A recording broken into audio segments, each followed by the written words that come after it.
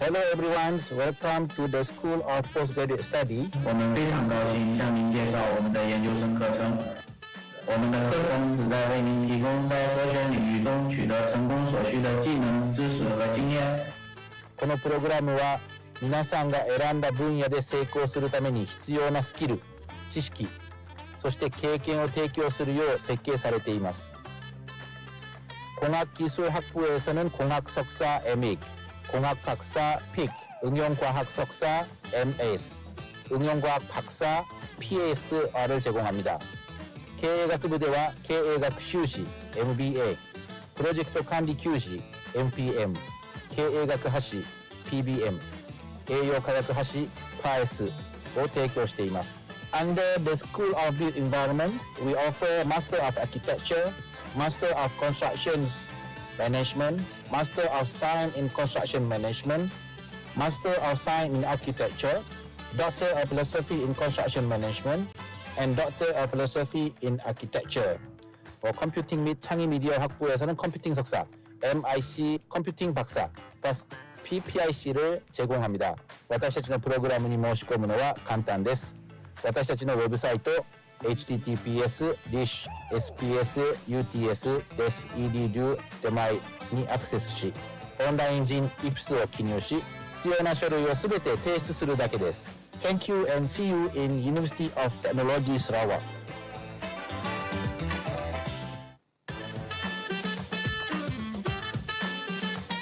Hello everyone, welcome to the School of Postgraduate Study. 我们非常高兴向您介绍我们的研究生课程。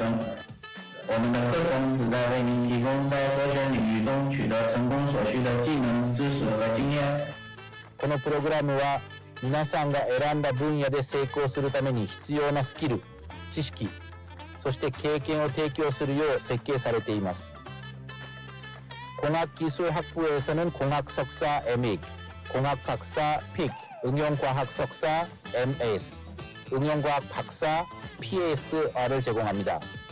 𝐀𝐬𝐬𝐵대와 𝐀𝐬𝐬𝐬 MBA, 프로젝트 관리 교시 MPM, 𝐀𝐬𝐬𝐬𝐬 PBM, 𝐀𝐬𝐬𝐬𝐬 PASを提供しています。Under the School of Built Environment, we offer Master of Architecture, Master of Construction Management, Master of Science in Construction Management, Master of Science in Architecture, Doctor of Philosophy in Construction Management, and Doctor of Philosophy in Architecture. 컴퓨팅 및 창의 미디어 학부에서는 컴퓨팅 석사, MIC 컴퓨팅 박사, plus PPIC를 제공합니다. 私たちのプログラムに申し込むのは簡単です。私たちのウェブサイト https://𝑗𝐿EDU にアクセスし、オンライン人 𝗍𝐶を記入し、必要な書類をすべて提出するだけです。Thank you and see you in University of Technology Sarawak.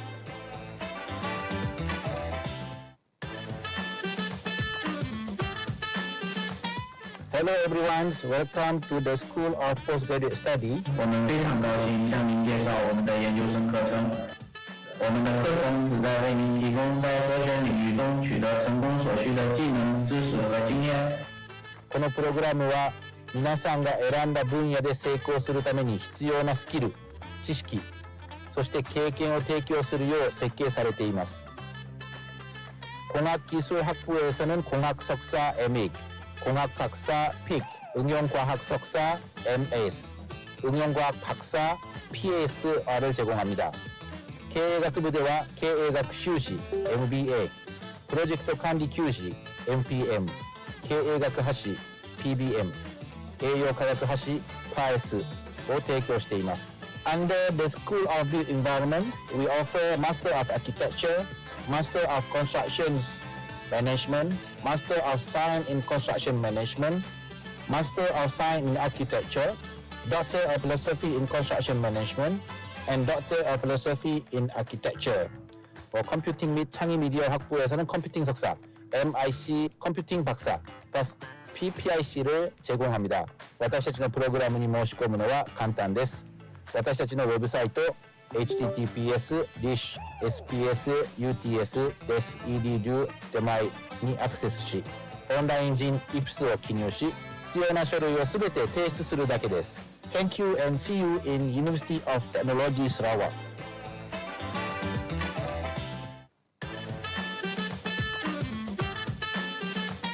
Hello everyone, welcome to the School of Postgraduate Study. 我们非常高兴向您介绍我们的研究生课程。我们的课程旨在为您提供在各项领域中取得成功所需的技能、知識和經驗。このプログラムは皆さんが選んだ分野で成功するために必要なスキル、知識、そして経験を提供するよう設計されています。공학기술학부에서는 공학 석사 𝗵, 공학 박사 픽, 응용과학 석사 𝐻, 응용과학 박사 𝗵𝗴𝗏를 제공합니다. 𝐀𝐬𝐬𝐬𝐵과 𝐀𝐬𝐬𝐬𝐵 MBA, 프로젝트 관리 교시 MPM, 𝐀𝐬𝐬𝐬𝐬𝐵 PBM, 𝐀𝐬𝐬𝐬𝐵 を提供しています。Under the School of Built Environment, we offer Master of Architecture, Master of Construction Management, Master of Science in Construction Management, Master of Science in Architecture, Doctor of Philosophy in Construction Management, and Doctor of Philosophy in Architecture. 컴퓨팅 및 창의 미디어 학부에서는 컴퓨팅 석사, MIC 컴퓨팅 박사, PPIC를 제공합니다. 私たちのプログラムに申し込むのは簡単です。私たちのウェブサイト https://𝗏𝐶𝑀𝐴𝑑𝑢.𝑑𝐚𝐬𝐷𝐻にアクセスし、オンライン人 𝗏𝐻 を記入し、必要な書類をすべて提出するだけです。Thank you and see you in University of Technology Sarawak.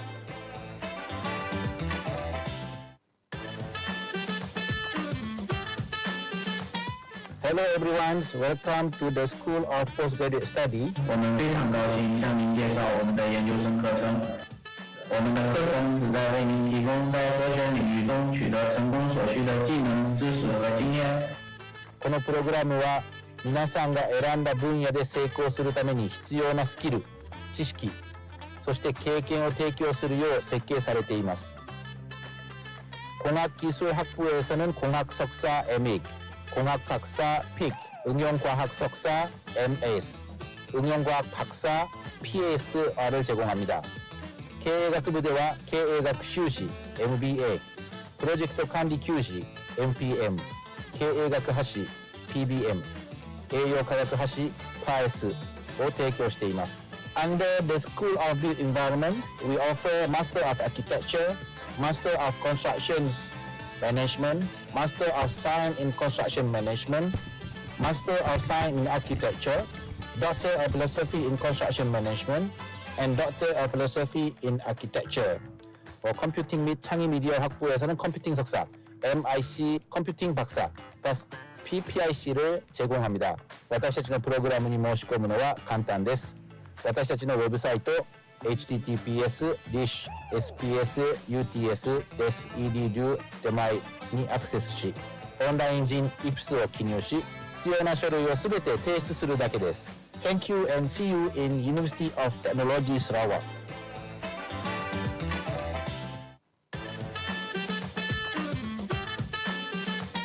Hello everyone, welcome to the School of Postgraduate Study. 我們非常高興向您介紹我們的研究生課程。我們的課程旨在為您提供在各項領域中取得成功所需的技能、知識和經驗。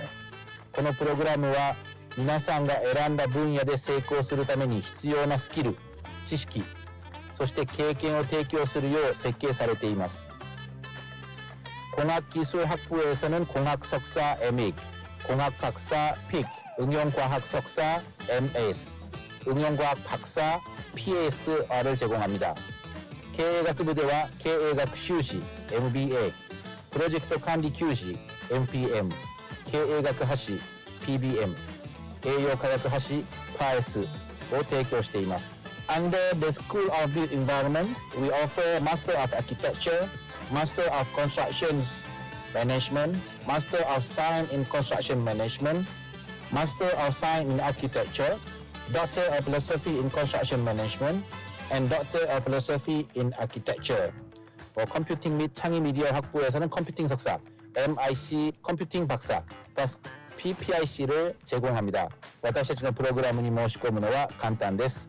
私たちのウェブサイト https://dsps-uts-eds-edu-𝗏𝐻にアクセスし、オンライン人 𝗡𝐻を記入し、必要な書類をすべて提出するだけです。Thank you and see you in University of Technology Sarawak.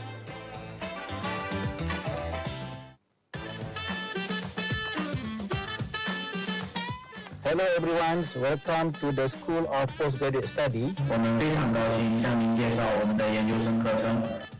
我们的课程旨在为您提供在科学领域中取得成功所需的技能、知識和經驗。このプログラムは皆さんが選んだ分野で成功するために必要なスキル、知識、そして経験を提供するよう設計されています。공학기술학부에서는 공학 석사 𝗏𝐸, 공학 박사 픽, 응용과학 석사 𝐬𝐴𝑠, 응용과학 박사 PSR을 제공합니다. 𝐀𝐬𝐬𝐬𝐿 𝐾A学修士 MBA, 프로젝트 관리 교시 MPM, 𝐾A学博士 PBM, 𝐀𝐬𝐬𝐬𝐵 𝐻を提供しています。Under the School of Built Environment, we offer Master of Architecture, Master of Construction Management, Master of Science in Construction Management, Master of Science in Architecture, Doctor of Philosophy in Construction Management, and Doctor of Philosophy in Architecture. 컴퓨팅 및 창의 미디어 학부에서는 컴퓨팅 석사, MIC 컴퓨팅 박사, PPIC를 제공합니다. 私たちのプログラムに申し込むのは簡単です。私たちのウェブサイト https://dsps-uts-edu-𝗏𝐻にアクセスし、オンライン人 𝗡𝐻を記入し、必要な書類をすべて提出するだけです。Thank you and see you in University of Technology Sarawak.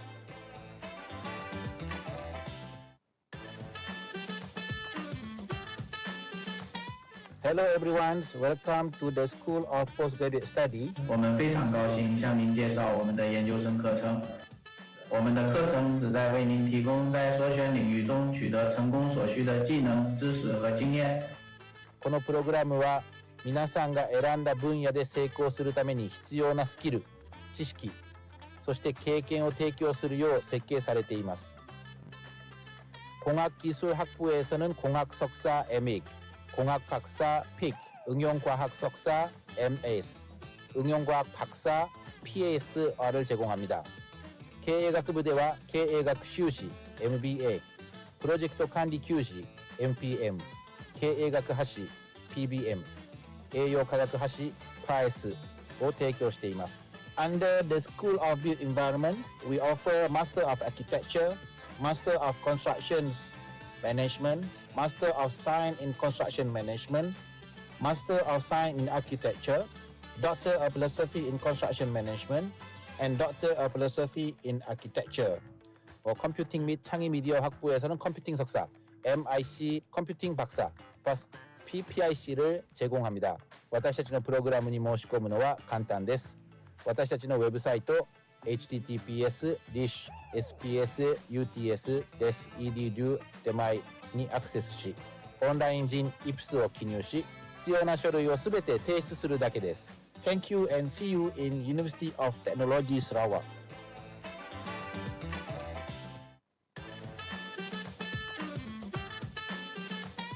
Hello everyone, welcome to the School of Postgraduate Study. 我们非常高兴向您介紹我們的研究生課程。我們的課程旨在為您提供在所選領域中取得成功所需的技能、知識和經驗。このプログラムは皆さんが選んだ分野で成功するために必要なスキル、知識、そして経験を提供するよう設計されています。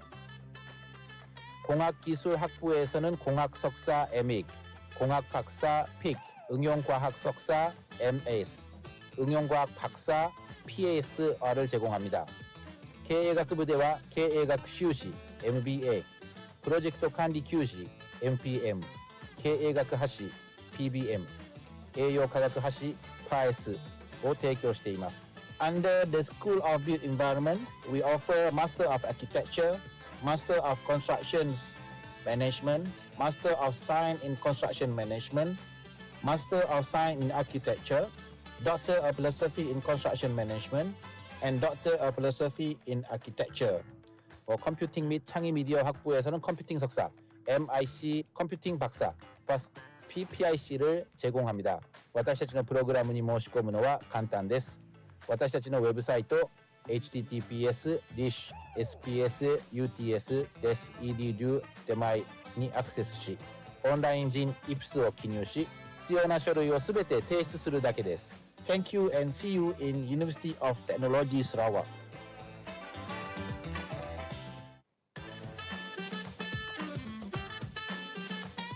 Hello everyone, welcome to the School of Postgraduate Study. 我们非常高兴向您介绍我们的研究生课程。我们的课程旨在为您提供在所选领域中取得成功所需的技能、知识和经验。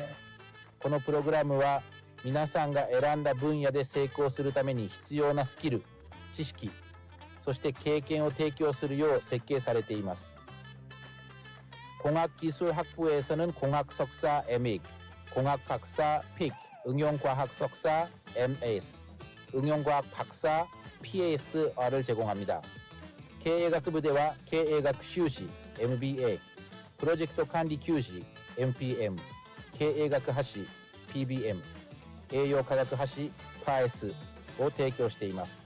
Under the School of Built Environment, we offer Master of Architecture, Master of Construction Management, Master of Science in Construction Management, Master of Science in Architecture, Doctor of Philosophy in Construction Management, and Doctor of Philosophy in Architecture. 컴퓨팅 및 창의 미디어 학부에서는 컴퓨팅 석사, MIC 컴퓨팅 박사, PPIC를 제공합니다. 私たちのプログラムに申し込むのは簡単です。私たちのウェブサイト https://𝗏𝐻ＳPSUTS-𝐷𝐻にアクセスし、オンライン人 𝗏𝐻を記入し、必要な書類をすべて提出するだけです。Thank you and see you in University of Technology Sarawak.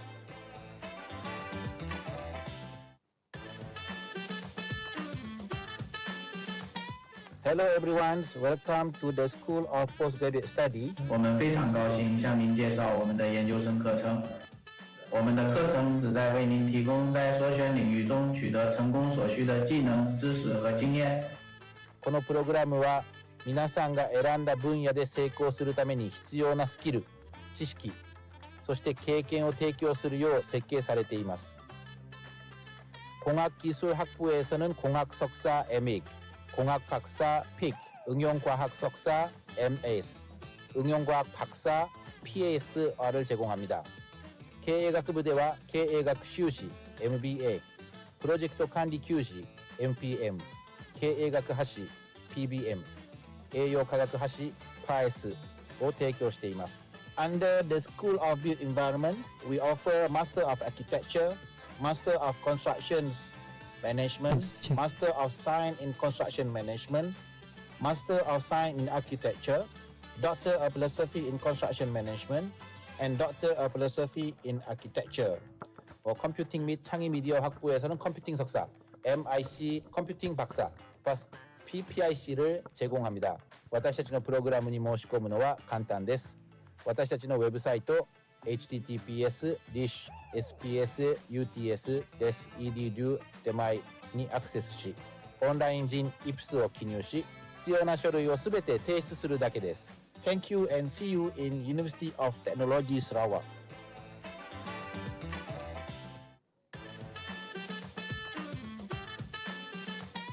Hello everyone, welcome to the School of Postgraduate Study. 我们非常高兴向您介绍我们的研究生課程。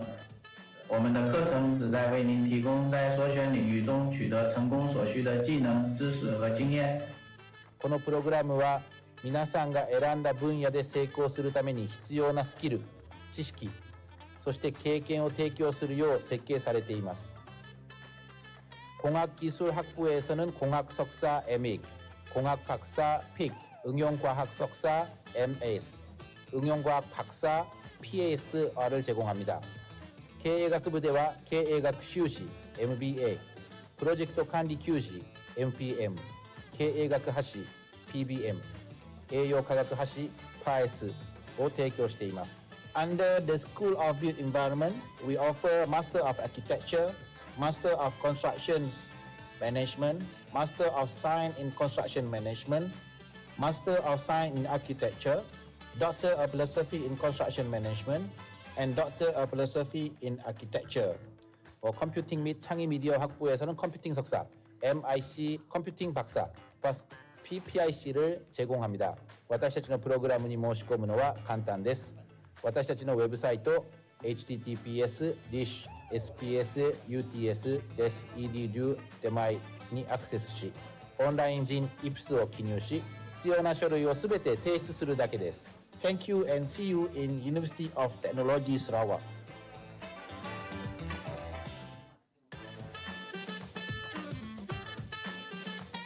Hello everyone, welcome to the School of Postgraduate Study. 我们非常高兴向您介绍我们的研究生课程。我们的课程旨在为您提供在所选领域中取得成功所需的技能、知識和經驗。このプログラムは皆さんが選んだ分野で成功するために必要なスキル、知識、そして経験を提供するよう設計されています。공학기술학부에서는 공학 석사 𝗵, 공학 박사 픽, 응용과학 석사 MS, 응용과학 박사 PSR을 제공합니다.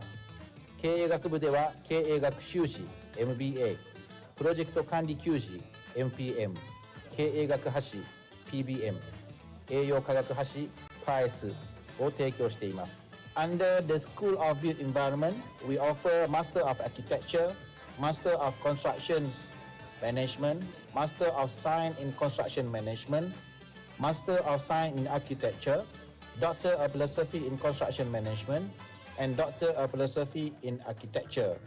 컴퓨팅 및 창의 미디어 학부에서는 컴퓨팅 석사, MIC 컴퓨팅 박사, PPIC를 제공합니다. 私たちのプログラムに申し込むのは簡単です。私たちのウェブサイト https://𝗏𝐸𝑠.edu/𝑑𝐚𝐦にアクセスし、オンライン人 𝗏𝐸 を記入し、必要な書類をすべて提出するだけです。Thank you and see you in University of Technology Sarawak.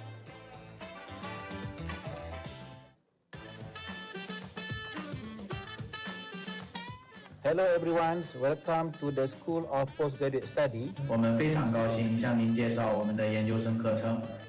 我们的課程旨在為您提供在所選領域中取得成功所需的技能、知識和經驗。このプログラムは皆さんが選んだ分野で成功するために必要なスキル、知識、そして経験を提供するよう設計されています。공학기술학부에서는 공학 석사 𝗵, 공학 박사 픽, 응용과학 석사 MS, 응용과학 박사 PSR을 제공합니다. 𝐀𝐬𝐬𝐬𝐿 𝐾映画修士 MBA, 프로젝트 관리 교시 MPM, 𝐀映画学博士 PBM, 𝐀eu과학博士 PSを提供しています。Under the School of Built Environment, we offer Master of Architecture, Master of Construction Management, Master of Science in Construction Management, Master of Science in Architecture, Doctor of Philosophy in Construction Management, and Doctor of Philosophy in Architecture. 컴퓨팅 및 창의 미디어 학부에서는 컴퓨팅 석사, MIC 컴퓨팅 박사, PPIC를 제공합니다. 私たちのプログラムに申し込むのは簡単です。私たちのウェブサイト https://𝗏𝐸𝑠.edu/𝑑𝐚𝐦にアクセスし、オンライン人 𝗏𝐸 を記入し、必要な書類をすべて提出するだけです。Thank you and see you in University of Technology Sarawak.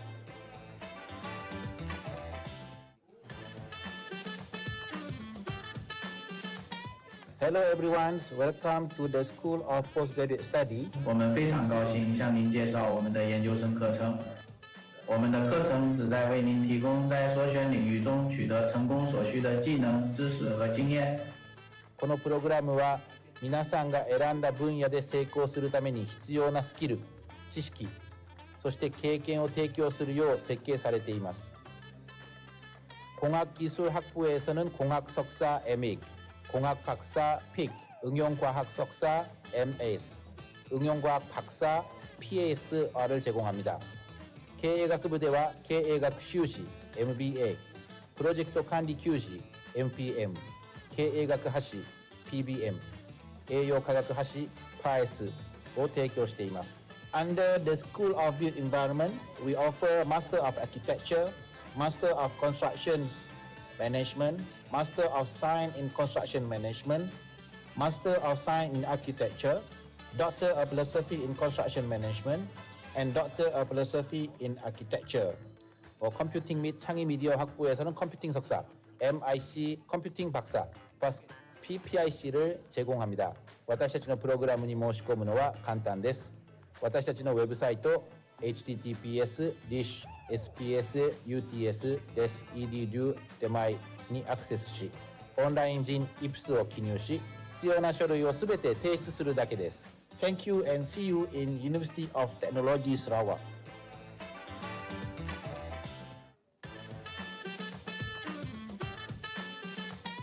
Hello everyone.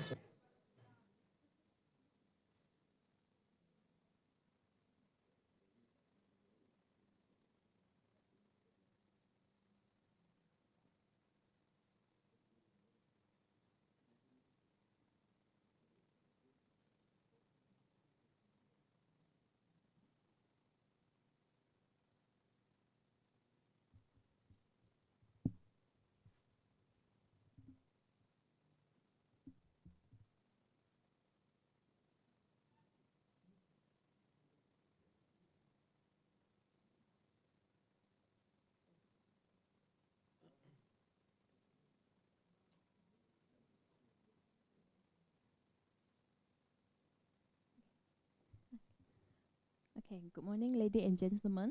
Welcome to postgraduate study sharing session, my thesis this morning. My name is Julia and I'm delighted to be your MC for today's sharing session. Without further ado, let's get invite our Deputy Vice Chancellor, Academic Professor IRTS, Dr. 𝗏𝗵𝗿𝗶𝗴 to deliver his opening remark.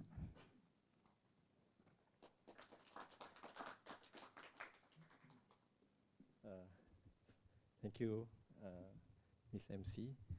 A very good morning to everybody. My friend, Dr.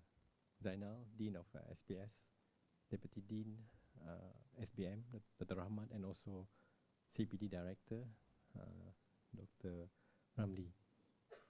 First and foremost, thank you for inviting me to give an opening for this, what is this program? My thesis, postgraduate sharing session. Yeah, everybody who have a doctor who know how does it feel to go through a journey of a PhD. In particular, how to start the project from the beginning till the end. Everybody have a different journey, but towards the end, the PhD is rewarding. I think for those who have, for those staff or as well of students who are going into this journey, this is a very, very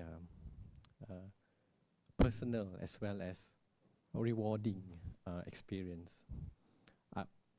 I'm pretty sure every PhD is different. Mine is different. Dr. Rahmat is really, really challenging. Dr. Zainal and Dr. Ramli must be different. So this is very, very interesting to hear what are the sharing session today.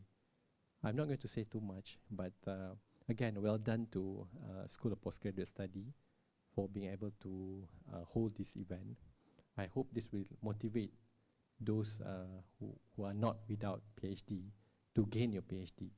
Again, it is a journey by itself. It's a personal journey. It's not a group journey. So for those who have done it, like myself and others, or my colleague here, you will know how that you felt, okay? So you will learn. The process is also a learning process. Thank you very much, and I hope the session will be very, very rewarding. Thank you.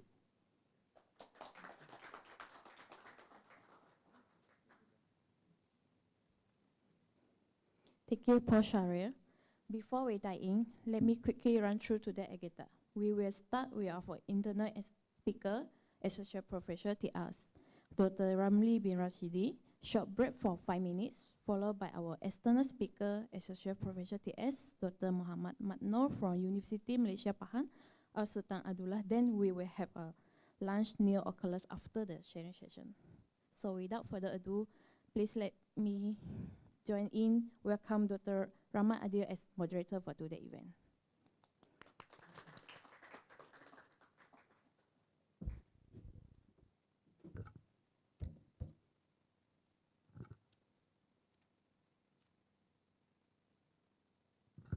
Bismillahirrahmanirrahim. Assalamualaikum and also good morning. Salam sejahtera. Okay, thank you very much to our Miss MC for the invitation, and definitely we would like to say thank you to the RC also for providing us this beautiful place for this venue, and definitely like what the Deputy Vice Chancellor IR Professor Dr. 𝗏𝐶𝗏𝗏𝗏𝗏𝗏𝗏 said just now. Okay, kudos to the postgraduate studies for organizing this event, right? Okay, and then just also like mentioned by Prof. Sharil just now, that the journey of the PhD actually is your own journey, your self journey actually. Okay, it's not a group one. Okay, and then the achievement is all by yourself, and then you should be proud of it. And definitely it's a journey, so it's journey that it needs a longer time to achieve. Okay, if it's going to take a shorter time, we don't call it journey, we call it journey.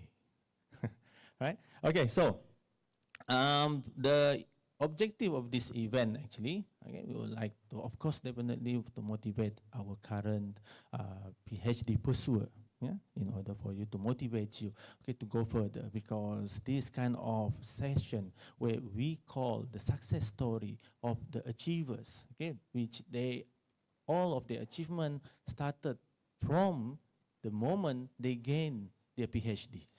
Okay, those are actually the system currently in our country. So the achievement itself over there, okay, not only by yourself, okay, but for your families, okay, for your friends and such, okay, all this is going to affect you in the long term.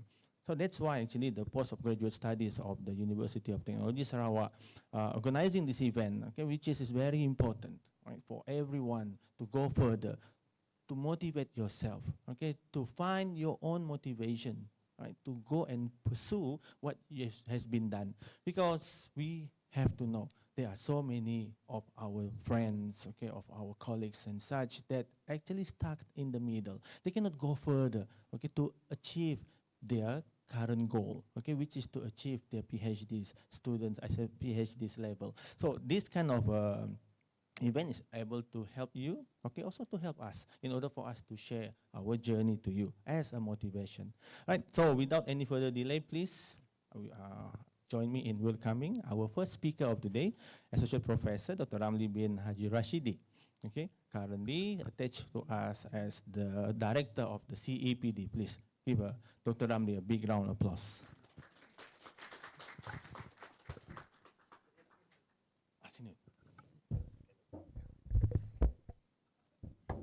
So how are you today, Doctor? Yeah, so before we go further, allow me to read some of allow me to introduce our first speaker of today. Okay, they have sent me actually a very long kind of introductions, around 3 pages here, if you don't mind. No, it's okay, okay, not 3 pages actually, but okay, so the achievement, okay, Dr. Ramli actually is one of my mentor. My mentor, and then apart from the academics, he's also teach me so many things, okay, and then he's also one of the person that I look up, all this while, okay, he knows actually what to do before something happens, he knows already, so I asked him before something happens, then he told me actually what should be done, right, so those kind of things, okay, I learned many things actually from Dr. Ramli, and also he gave us very significant contribution towards the development of TVET here in the University of Technology Sarawak. Currently, our TVET is embedded into the program called Bachelor of Technology Management, and our Bachelor of Technology Management just recently won awards as the best TVET program in the whole Asia. Yes, just recently. So there was one achieved by, of course, by the help of Dr. Ramli here, definitely, okay, he is one of the key person, okay, together with the others also, of course, our Deputy Vice Chancellor was there, okay, and then also Dr. Zainal was the Dean of the school, during the when we were trying to get TVET to be embedded into our Bachelor of Technology Management, right? And then with this kind of awards definitely is kind of a recognition towards all the things that we done, okay, towards all our efforts, yeah, to establish TVETs into our program. So allow me to read a little bit about introduction towards Dr. Ramli today. Right, Dr. Ramli is an associate professor here at the School of Engineering and Technology, also a director for the Center for Continuing Education and Professional Development, and also he's a pengurus pusat bertauliah, okay, currently for the VTO. Okay, and he highly accomplished executive leader, top management member with over 45 years of exemplary services as an academician and also in public service. Dr. Ramli was a government servant before for a very long time there. Okay. In senior management roles, okay, and specializing in education, academic, and also TVET, also in business and management. So you can see, guys, yeah, he's a very kind of multi-talented person, adept at steering award-winning projects to success, demonstrating exceptional strategic vision and operational acumen over 4 decades of experience leading teams and initiatives with a proven track record of driving organizational growth and excellence. So known for resourceful problem-solving abilities, like I said just now, okay, consistently identifying needs and opportunities and implementing innovative solutions to achieve objectives. He highly organized and detail-oriented, thriving in dynamic, fast-paced environments, demonstrated ability to multitask effectively while maintaining a keen focus on quality and efficiency. He's astute communicator and presenter, skilled at fostering rewarding relationships to advance organizational development and achieve strategic goals. Just for your kind information also, Dr. Ramli was one of the pioneer, okay? I mean, currently we have this trend of AI, okay? So maybe you thought that AI is new, but some people that actually know about AI is already started for a very long time ago. So 30 years ago, Dr. Ramli was already started AI. You know, in one of his projects, yeah, related to his final year project, if I'm not mistaken, you know, there, okay, in his school, actually, he was graduate from the Glasgow, from Brighton University, United Kingdom, okay, United Kingdom, and his project was related to AI, solving problems. Yeah, he strategically led the Center for Continuing Education and Professional Development (CEPD) here, yeah, at the UTS, securing funding, meeting revenue targets, and ensuring compliance with standards. His initiatives span program development, stakeholder engagement, and community outreach, enhancing the institution's reputation, revenue, and impact locally and internationally. So today, ladies and gentlemen, everyone, Dr. Ramli is going to share his journey or anything that he would like to share related to his thesis, okay, that you can see over there, if I'm not mistaken. Oh, it's not actually on our screen, okay, but his thesis is entitled The Framework for Effective Collaboration Between Public Training Institutions and Private Industries in the Context of National Dual System Environment in Malaysia. Please, Dr. Ramli. Terima kasih Dr. Rahmat. Yang berbahagia Profesor Teknologi Insinyur Dr. 𝐦𝗵𝐵𝗿 bin Osman, Deputy Vice Chancellor UTS, Yang Berusaha Profesor Madya Dr. 𝗏𝗏𝗏 Munshi Harun, Dean of School of Postgraduate, Associate Professor TS Dr. 𝐦𝗵𝐵𝗿𝗱𝗏, University of Malaysia Pahang, Tuan Pengacara Dr. Rahmat, postgraduate students, ladies and gentlemen, Bismillahirrahmanirrahim.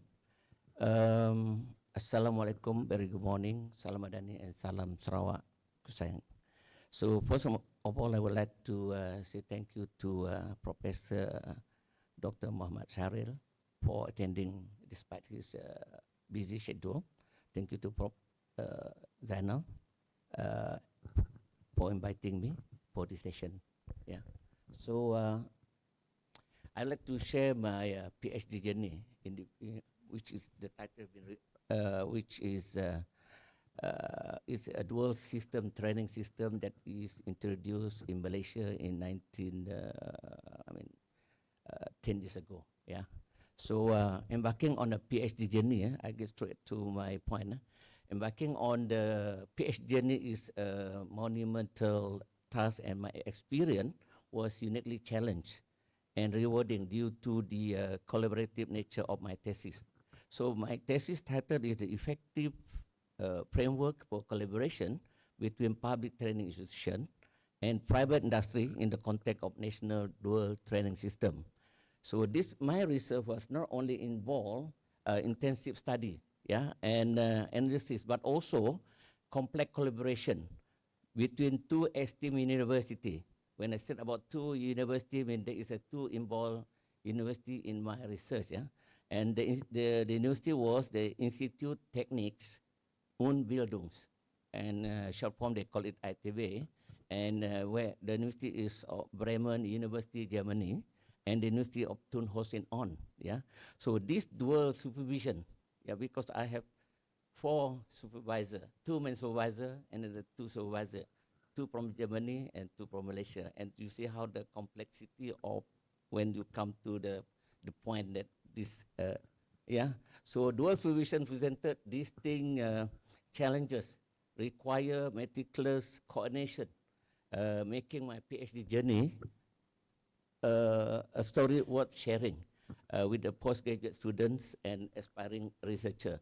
Ladies and gentlemen, my thesis explore the effective of framework collaboration between the public training institution and the private industry within the national dual training system. If you are aware, not aware, is understand what is a dual system. It's about training in 2 places, But this is new during that time, and we have to investigate, because this is going to be a policy kind of, when we have this, the result from the research is going to be a policy by the Malaysian government. We are sponsored by the Malaysian government. There is the JPAs, Ministry of Human Resources, and the EPU. So they give us about $500,000 each, because I have to go from Malaysia to research on Malaysia on this dual system, and also in Germany. So the research of the objective, because another university just now is another university is the UTM, University of Technology Malaysia. The study leverage the expertise of the ITB, the University of Bremen, renowned for its dual system. They are already a seasoned player in the UTM, because 100 years ago, they already started this dual system. And UTM, where its approach is relatively low.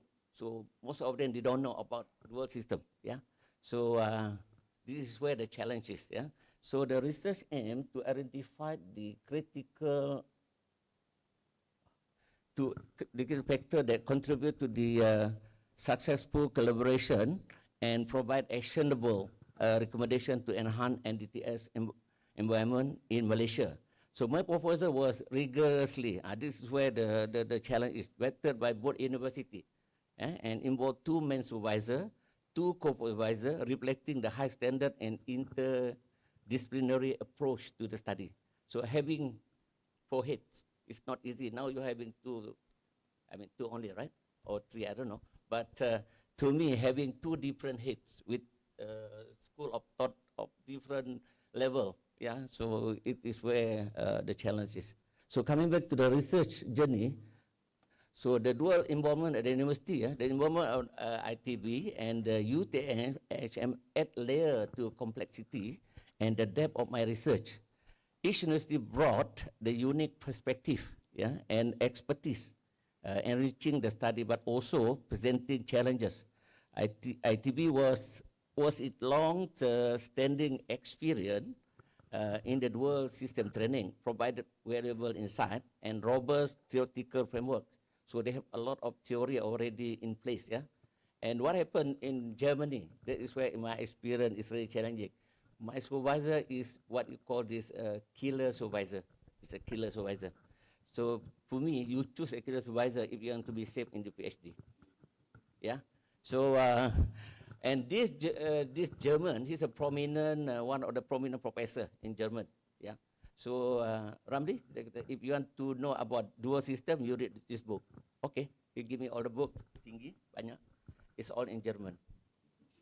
That is the challenge, because I don't know how to speak German. Even though we follow the short courses, but until now I cannot speak Germany. So I have to type each word and translate using Google translation, and it come up with so the word that is not properly, English one. So I have to modify it. Yeah. So that is another challenge. So this dual system training provides very insight and as I said just now, the theoretical framework. Yeah. On the other hand, UTM relatively new approach to them. To this system require innovative thinking and adaptation to local context. Yeah. So we have to teach them because we got from we read a lot of this. We have to tell them. So from there they learn from us also, and we get the advice from them, even though they have a very low contact of dual system knowledge. Yeah. But at the end of the day, they have all the knowledge because we have the first cohort selected was myself and 9 others. So first cohort for the dual system training. The first time introducing Malaysia is 10. The second cohort is 20. Yeah? So I'm in the first cohort. I'll tell you later about how this first cohort. So this is where the challenges is. Yeah. Having two supervisors, two co-supervisors, meanings navigating different academic expectations and methodologies. The German supervisor emphasized on rigorous application of dual principle of dual system. So we have to look at all the theories, the principle. Yeah. And then while the Malaysian supervisor focused on practical implication and adaptability in Malaysia. So how we have to adapt? Because the government want to introduce the dual system in Malaysia. So we have to find a way how to make this collaboration between the industry and the private institution for the training of the dual system. Yeah. Balancing this perspective was not a small feat and required careful alignment of the feedback and requirement from both sides. So because the feedback from your supervisor, Malaysian supervisor, German supervisor, how to align these two? Because you are going to propose the proposal. One proposal only, but 4 supervisors with a different thought, yeah, with different thinking, a different experience, the depth of experience. So it's very difficult, yeah. So developing a proposal thesis was a particularly challenging pace, yeah. I have to submit in both. Okay, the proposal has to be submitted to both university, yeah, ITB and UTHM, incorporating comment aligned with the requirement of both industry. So, but university, this was a meticulous process demanding to research and a clear understanding of each institution standard. And then I quickly learned the importance of early intensive research, diving into previous paper, book, journal, article, identify gap and the novelty of my research. So my advice to the masters and PhD candidate is to start this process, those who are not starting yet for the proposal, and aim to clear your proposal within 6 months or shorter than that, because you have only 3 years, yeah, 3 years to complete your PhD. After that, you have to tambah lah, yeah, correct. So,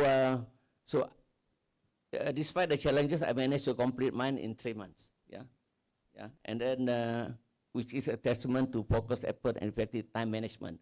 So this is very important because once you already set up to start your PhD journey, you have to focus because you already set your mind.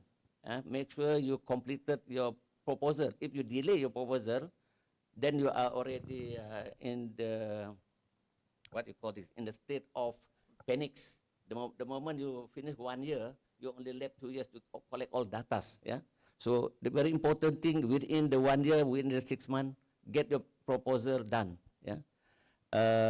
At the time when I was taking the PhD, my age is already around 52 years old, and I graduated around 57 with masters plus PhD together, because I continued after my masters at 50. In 2006, I started my masters, and then I finished my PhD, master and PhD in 2011 or something, within plus masters and PhD together. So how to manage the different standard? One of the key challenge was adhering to different standard and format, which required by 2 universities. So University Malaysia ni dia follow buku macam kita lah. You have to follow Dr. Zainal punya School of Postgraduate. They have all Terms and conditions. Yeah, the standard. But the German, they follow the supervisor punya standard. So that is where it comes to how you align. You know, the problem is how to align, because during the proposal, you have to present with the agreement of the supervisor. Yeah. So with the two set of standard, and then you have to keep track of your works. My work was it was crucial. I recommended printing all chapters, and the one is printing all chapters, even though those still in progress. That is my trick. Otherwise, you cannot see the progress, because as what do you call this? I'm not this computer punya ni lah. So I like to see the real paper on my table. I mean the physical thesis, even though it's only one page of the page of the chapter. But as time goes, you can see the page increase by time, and then you see where is you are lacking, you are slow on, you know. If you are in the computer, you thought it's all done, but by the time you see it's nothing inside. So make sure you print all the chapter, even though it's only a chapter heading. I tell you, that is how do I, because I do in 3 years, and my the thesis defense is in the year 4. And among the 10 just now, I said the first cohort, I am the third person graduated among the 10, the oldest as well. Yeah. The first one is Director General of JPK. Second one is the Deputy Director General, and I'm director only. So I'm the third one to pass my PhD out of 10. And some until now, last year only one passed, again after 12 years. So this 12 years is a long, very long. Until they sudah retire, baru they pass. I think almost 14 years. Keep on going, yeah. It's not easy, yeah. It's not easy. So keep track of your work is one, and then it is crucial. I recommended, as I said, I recommended print all your chapters, yeah. Print all your chapters. So 5 key learning advice that I can give you is start early and be thorough. The first and foremost advice I can give is to start early. Even though you are not going to for a proposal kind of thing, you start research, because your intention is ready. You have the intent already. Your niat, yeah, your niat already there. You start reading. Look at the gaps in your. That's why my this prominent professor just now, the killer professor, I have to read 1,000 books. I said, you have to read 1,000 books. Gila pasal. I tell you, that is why I say you must read, and then this is the book, and they give me the all in German, the book that he wrote in, you know, yeah. So another supervisor, okay, the other supervisor, okay, a bit lenient. There is good, helping me in many ways, yeah. So okay, and then so the first and foremost advice I can give is to start early. Begin your research immediately. Yeah, immediately. Investigate into existing literature and identify gap area for innovation. Yeah, and then this foundational work is critical in developing a strong proposal, setting stage for your entire master's and PhD. Yeah, the point of view perspective when working with multiple supervisors, for me, balancing their feedbacks and requirements. For now, you have 2. Okay, 2 is okay. Yeah, and then understand their perspective and find common ground, align your research according, and this collaboration approach not only enrich your study, but also help in managing expectation. And but maybe you put column and see what is the conflict between you. You make a column, write every based on your title, yeah. See what your first supervisor say, what is your second supervisor say, and what the book says, and then you see the gap from there, yeah. And then that will help you in managing the expectation. So third one, follow standard, yeah, meticulously, adhering to the standard, meaning that set by your postgraduate school, as I said earlier. In my case, navigating different requirements by UTHM and ITB require careful attention and adaptability. Ensure that you understand and follow the guideline to avoid unnecessary revision, yeah, and delay. Okay, and then 4, keep track of the progress. As I said earlier, print and organize your chapters. even if they are not complete. Yeah, this help tracking your progress and identified area that need works and maintain a clear overview of your research. For me, seeing the chapter pages increase day by day was a motivational motivator factor and clear indication of my progress and my achievement. Yeah. Let me tell you another one is I used to, in the office also I have, when I am in the ARTEC, I was the director for ARTEC last time when I was doing my PhD. So my paper is all there, 7 chapter, berapa chapter. Dekat rumah saya pun ada, dekat tangga. Every step of mine, I ada. Every time I go up, I see my paper. So this will keep me tracks. Yeah, if it's in the computer, you keep the computer in your bags, on your table, you didn't see any progress at all. You don't see any progress. Never mind, you spend a lot on paper printing, yeah, but that is how to help you much faster to get you graduated. Yeah, leveraging of, and then okay. So seeing the pages increase day by day or make you happy, no tension at all, no high blood. Until now, I have no high blood, okay? No high blood is important. Until now, you can measure. I'm 120 over 70, 60. Still, my high blood's okay. So, and then having kids, yeah, at the time, yeah, still young. And then you have to, and then another wife as well. So you are concentrating on your this one, you know, too much on your books, this. And one more thing, I always keep all these books, even my office now, you know. So then you can dengar, why not you clean, tidy up your, you know, the 5S, thing like that, or your place of work. But I said I have to complete this. I need to see what happened to my thesis. So. And then another thing is leverages collaboration opportunity between your two supervisors. So finally, embracing the collaborative nature of your research, working with two universities, provide me with a wealth of knowledge, diverse perspective, robust academic network. Use this opportunity to enhance your research and gain insight and build a strong foundation for your future. Yeah. So in conclusion, my PhD is journey is developing an effective framework for collaboration in NDTS. Environment was a clear, is a challenging yet enriching experience. Yeah? So with the involvement of ITB, UTHM, with the unique perspective, standard, added complexity, but also depth in my research.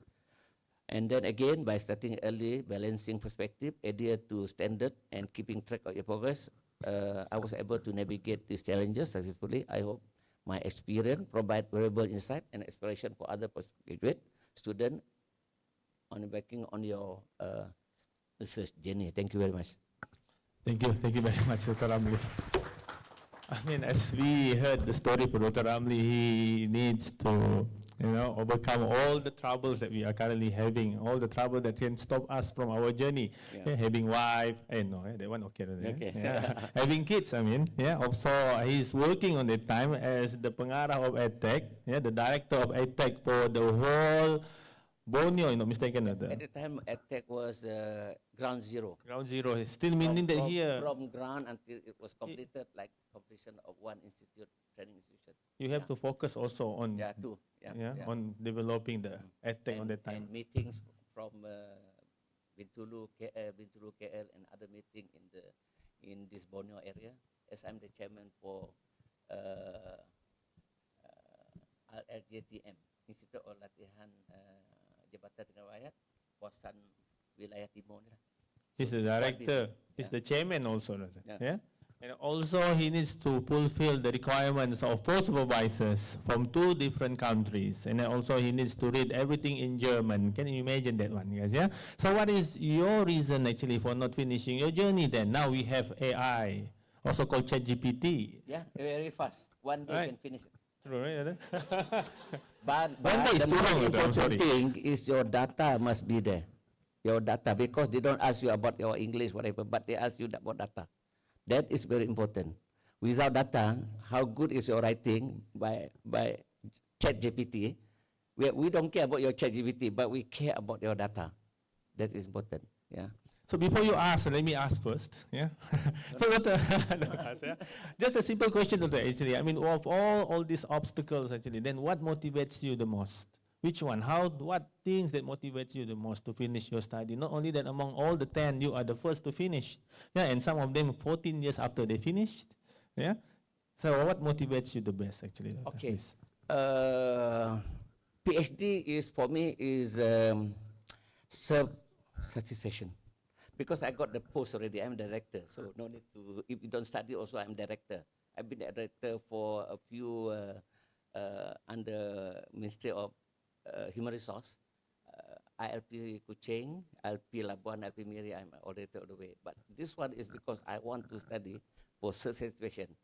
But after my graduation, at the age of 57, I only used 3 years for my work, you know, at that time. But then I was called here to continue the former BC of UTS, Dato Hakim Juri, invited me to come here to contribute in the Tibet. Yeah, so satisfaction. So for you, as a young man, young woman, young ladies and gentlemen, you have to study because you have to, maybe you have some aims in your career, yeah. So let's do it. Yeah, let's do it. And for me, because I already old at the time, almost pension. So now I'm with 10 years with UTS, with the support from our DBC here and our friend, yeah, and another friend here. I stay for 10 years already here. So using my PhD in Tibet, it's an educational kind of research, yeah. But So meaning that his self-motivation, guys, yeah, okay, for self-achievement, actually.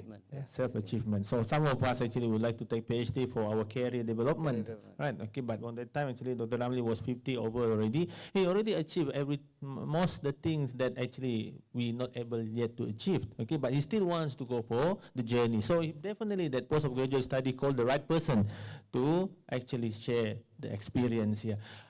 And we would like to open the floor for any questions before we finish our first session of today, please. Any question? Ada soalan daripada para pemirsa? Any from the audience, please?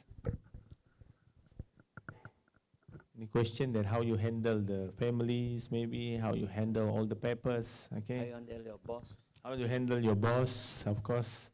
Of course, that is number one. You have to work, you know, you have to contribute first. But at the same time, there is no sort of excuse. You have, because you are in the working position, you have to work and contribute.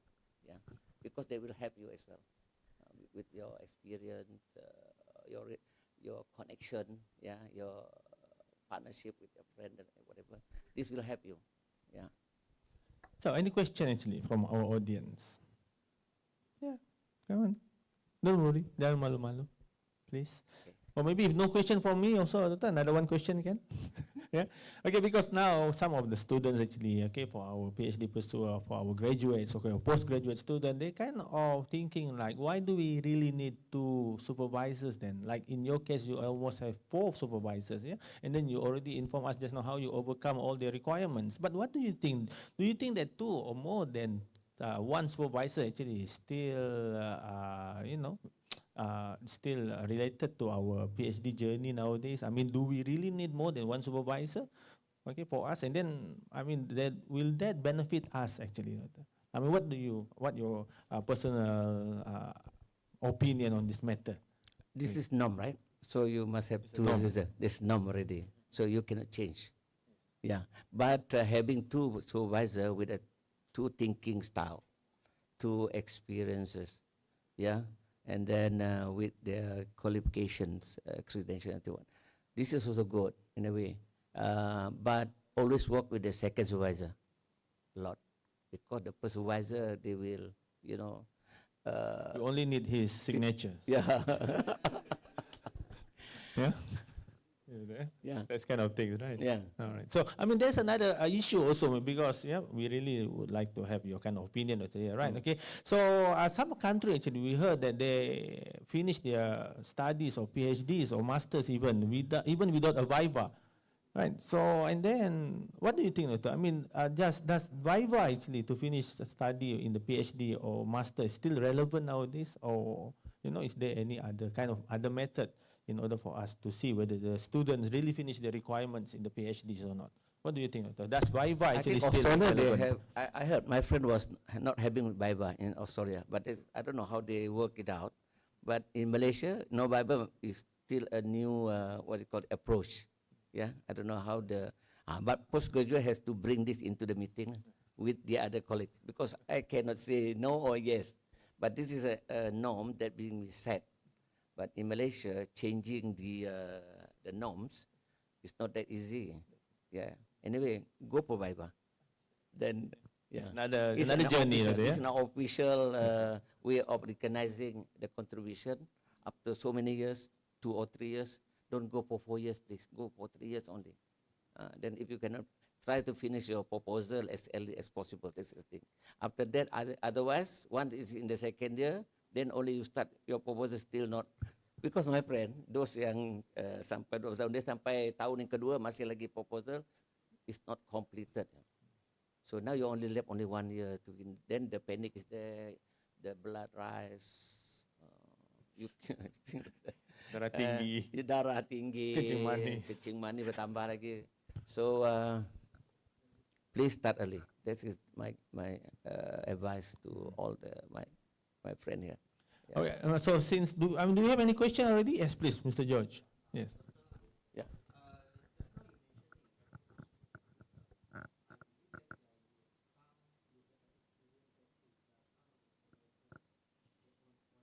Yeah, that's what I said, yeah.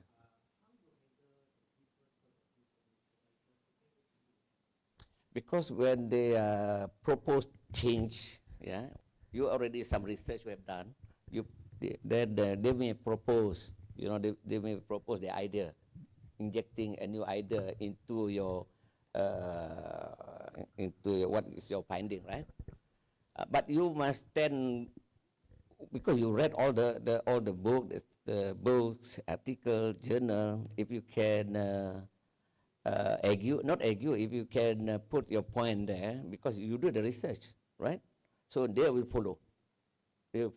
But sometimes, not because they don't like your writing, the idea is they just cancel. You know why? Because you ask you to keep reading. Keep it, don't throw away. Those yang you they cancel to, you keep it. Because they ask you to read. Not only first time you read, that's it. No, they want you to read and read and read, they cancel. They just cancel because they want to see how you can come with another version. The same point, but another version in the view. Because there's a lot of article being written on the same topic, because you have to exhaustively look into the point, the gap that that you want to modify or innovation in your finding letter. So that is a trick, I know, because they keep on cancelling. Every time we say to them, they say, I say, I know it's right, because you do it based on your finding. Yeah. Say they ask you to read 1,000 books, or at least 500 books, articles, then it will make you more what do you call this, knowledgeable in your studies. Yeah. Don't worry, they can say to simpan saja dulu, keep it. Later on dia pun lupa. So what Dr. Ramli, maybe if I allowed to actually try to elaborate on what Dr. Ramli answers just now, meaning that here, okay, PhD also, this journey also, teaching us how to communicate. How to justify, because like Dr. Ramli said just now, we know about ours, we the one who knows about our research, we are the one who did the research. So meaning that here we need to know how to justify them. All about how to make the supervisors convinced with our findings. And it must be consistent all through. Then they already percaya consistency. Yeah. Any more questions, please? Yeah. If no more question, because I have another question. Yeah. Maybe the last one, Doctor, if not, yeah, if you allow me. Yeah. So no question from the audience? Yes, please. Yes, please, Mr. He. Yes, good morning, Dr. Rami. Based on your experience just now, most of the experience is like you're having your life and everything first, then you also continue with study. And as a student, as a fresh grad, are you advise or suggest us to having work first, gain working experience first, then only go back to study, or we just proceed until the end? This is because we're confused in our life. We have to make decisions. So coincidentally today we're having this. So give me an opportunity to ask for the advice. Thank you. Okay, so you are fresh graduate Yes. and then continue your masters. Already master. You finished masters already. You finish your first degree, then you do your master straight away. Then you work. Haven't worked. I haven't. Oh, okay. Then read more books. More reading, 1,000 books. Then you are at level. Because when those who are working, those who are already experienced, make them easy. They can see things through, because of their experience. And you see the lacking there. If you want to do, now you have the, what do you call this, ChatGPT. But those who are in the working condition, having seen the lacking during the working time, so they just came in. I said, I want to look. You just write me. They will give you all the complete proposal already. So without your experience, you cannot see anything. But now you go and read all the article. Yeah, you are doing PhD. You read all article. What is your research? PhD research. MBA. What is the title of your research? About e-complaining behavior over the platform. E-complaining behavior toward royalty. Oh, e-community behavior toward social media.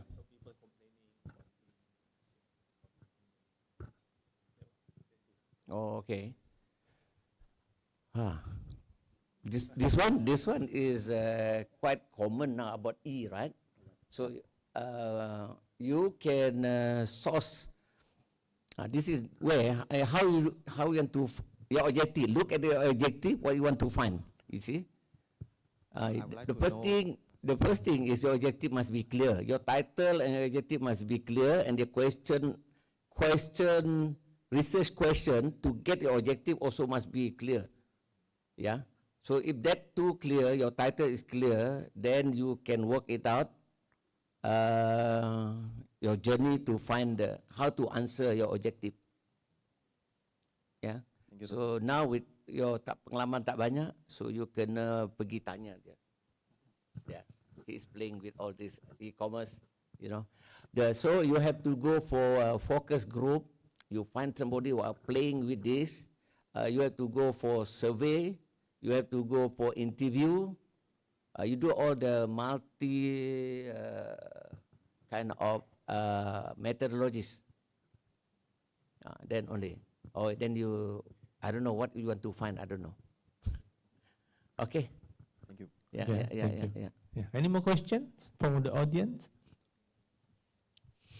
Yeah, if no question, maybe a question. Maybe the last one. Yeah, no question. Any question? Yeah, if okay, no question. Yeah, okay. If any question, then Dr. Ramli is going to supervise you, personally. Can. No, can. Yeah, then? can No problem, right? Can. Okay. Maybe a last question, Doctor, because we keep talking about AI, okay, or especially ChatGPT just now, which we can finish our PhD within 1 hour. No, just joking. Right, okay, but what do you think about this usage of AI, or especially ChatGPT, towards finishing our study, our research, our PhDs? I mean, do you think it's going to dampen, maybe going to affect the quality of the research itself? What do you think? I mean, what is your opinion in this kind of matter currently? Because there are some argument between people nowadays, between the AI, or we should focus on it, or should avoid it, or something like that, which is the trend currently. We cannot run away from it. What do you think on your own opinion, please? Just like a calculator when they first introduced, right? So you can use the calculator when they were first introduced, but now the calculator become the, yeah. So with this, AI is a tool. It's only a tool to help you to fasten, to get the information, because AI, you can get information. Last time, we read all the book. Every day we read a book from library to library. You lost in the library because too much book inside the library. But now you don't have to go to the library. When I do my PhD also, I don't go to the library because I got my kid to go back. I don't want the library. But this time it's much easier. But as I said earlier, this is for your improve writing. You got the, with a split second, the notes, whatever thing you want to find is there already, very fast. But you cannot find the data. You type whatever, you cannot find any data. Other than data is that's established already. But your data is important. The raw data is important. Your interview is important. If you go for qualitative, yeah, and the quantitative, you have to find the data. That's it. But for me, it helps to get your PhD thicker. You can write. You go to 𝗏𝐴𝐴, you can all of things. Huh? Yes, true. Yeah, Yes. but as I said, they go back to the data. You cannot cheat with the data. Yeah, and if the data is not consistent, it's not good. But it'll help you in writing, find information, find reference. Even if you say cite also, cite. When you look at it, you say, please cite the books that relevant to your topic. It will cite for you very fast. And then you go into the book, read the books. Not only citing. Jangan tipu citing. Unless, okay, this is one, the German one. When I do the citing the first time, I just cite the names of year and the year. But the German, please don't miss the page. You want to see which page you refer to. So they say, you do it again. Oh, I cannot cari mana, saya cari dulu, saya tipu. So I have to find the page. If I cannot find the page, I buang saja. So I don't know here, whether they want the supervisor want your citing with the page number. You know what I mean? So that is the true citing sentences, theory, whatever, with the page there. I sudah kena. Saya kena buat cari balik, buka balik kotak mana, cari balik yang paging tu. Because my killer supervisor want to see all the citing, whatever the document that I cite must have the page. And then kalau you download, bila tarikh you download? Because sometimes those article dia sudah tarik turun, tidak ada lagi dalam that platform. So you mesti ada tarikh dia bila you download. Itu Jerman punya. I tak tahu sini. Yeah. So itu yang saya punya advice. Yes, meaning that here AI will help. Definitely will help. It's not going to dampen. It's not going to decrease the quality of our research. It's going to make it faster even. When I was in German, my writing is in Malaysian English. Oh, Malaysian English. So Diana is Mak Saleh English. So I kena bayar Mak Saleh untuk check my thesis. So they charge very expensive in pounds. So separuh saja saya suruh, and separuh lagi saya cari di Malaysia to help me to get my thesis done. Dia nak English speaking. Bukan English speaking, dia nak apa dipanggil? Standard English. Bukan. Kalau orang lahir di situ dia panggil apa? Native speaker. Ya, native English. Dia nak buku tu. Tapi lepas tu saya upah orang Malaysia je lah. Habis 3,000. Sekarang ni tak payah, you pakai chat GPT saja. Cantik you punya writing. Kan? Still cannot. They still want human actually. They still need human actually. Yeah, of course. The data lah, collecting data. Your research data lah, dia tak ada dalam tu. If semua ada, then it's like guide already. True. Nanti you akan jumpa Prof. Sari dengan saya. Ini plagiarism. So meaning that here it's compensate actually the needs of the 𝗏𝐵A, I think. So yeah, so with the 𝗏𝐵A, Rarely have to. so Very still the fast. 𝗏𝐵A again there is some benefits actually towards the 𝗏𝐵A. Maybe some of us actually go against the 𝗏𝐵A, yeah. But with the ChatGPT, then with the 𝗏𝐵A, it's going to make us focus more on the quality of our research. Yeah. All right, so if there is no more question from others, again, okay, on behalf of the organizer, okay, we would like to say thank you again to Dr. Ramli for his willingness to share his journey towards his PhD. Yeah, all these years, definitely what we can learn from it, actually, number one, definitely we are not motivated.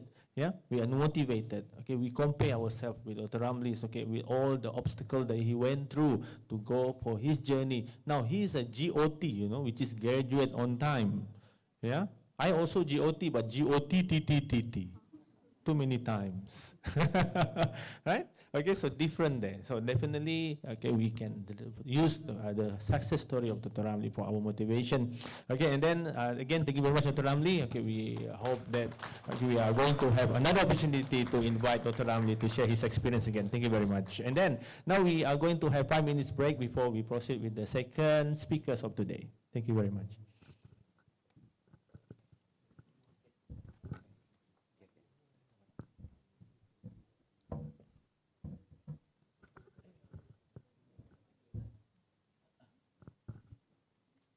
So let us have a 5 minutes break, okay, and then we are going to have another amazing speakers, okay, later after this. From we are going to go. The second speakers is going to go through a Zoom meeting, yeah, ladies and gentlemen. Thank you.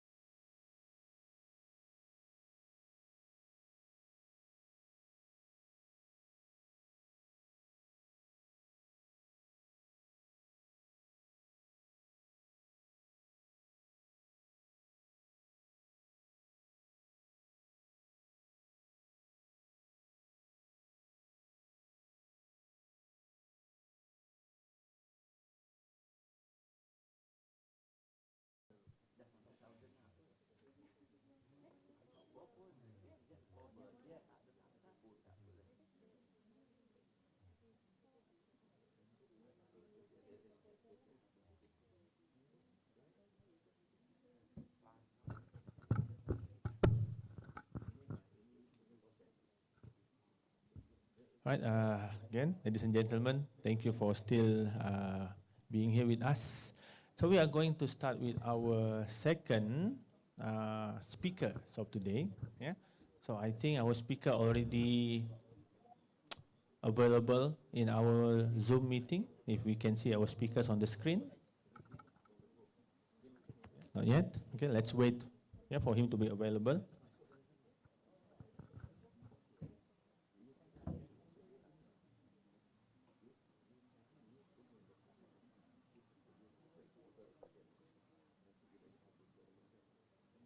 Hai Dr. Ahmad.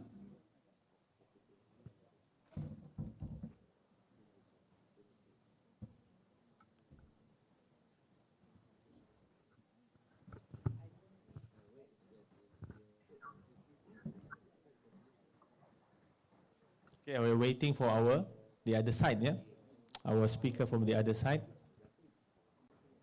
The second speaker actually external speakers, so we are going to have interaction with him through Zoom meeting. So let's wait for him to be available.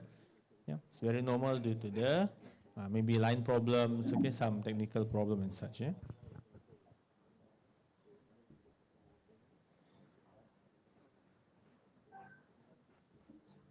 I'm ready, but video cannot on.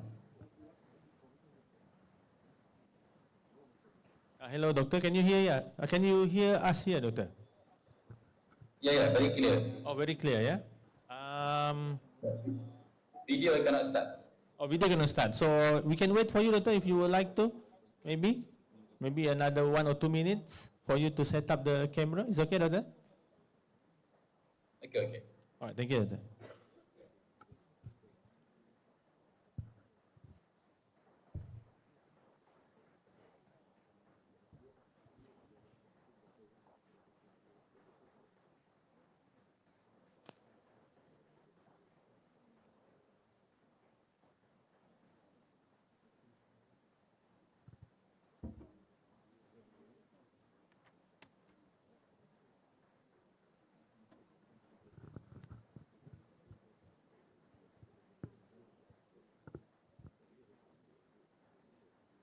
Can you see my screen? I share the screen. Yes, we can see your screen, doctor.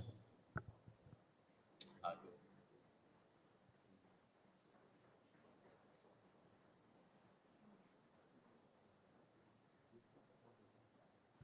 It's okay for video if you can see only the screen, so it's enough. How's your camera, doctor? The video? Is it okay?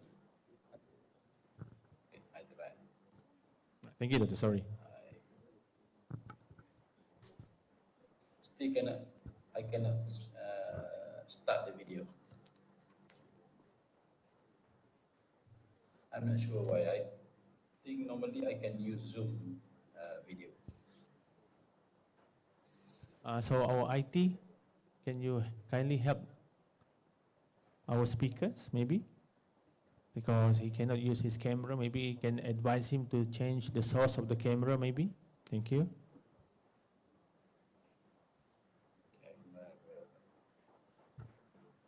Cannot do anything with the camera. Meeting alert, the host, okay, start my video. Actually, the host gave me the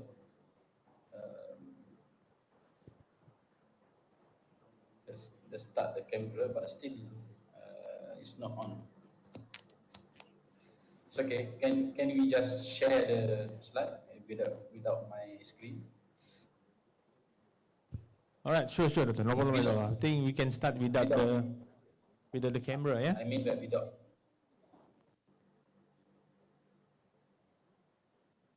Yeah, sure, doctor. So yes, no problem at all, doctor. Sorry for the trouble. Okay, again, ladies and gentlemen, for our respected audience, we are very sorry for the technical problems. Our speakers over there, okay, got some issue with the camera, but anyway, we are going to proceed, without the camera, of course. Don't worry, we have the posters, the picture, so you can imagine, how our speakers looks like. It's okay, right? All right. So yes, again, on behalf of University of Technology Sarawak, Doctor, and also on behalf of the School of Postgraduate Studies here in the UTS, we would like to say thank you very much for your willingness to join our program of today, my thesis. And then if you can see our audience currently, most of them, they are postgraduate studies. Okay, we also have lecturers and students here that would like to hear related to your kind of sharings through your PhD undertaking journey that you have before.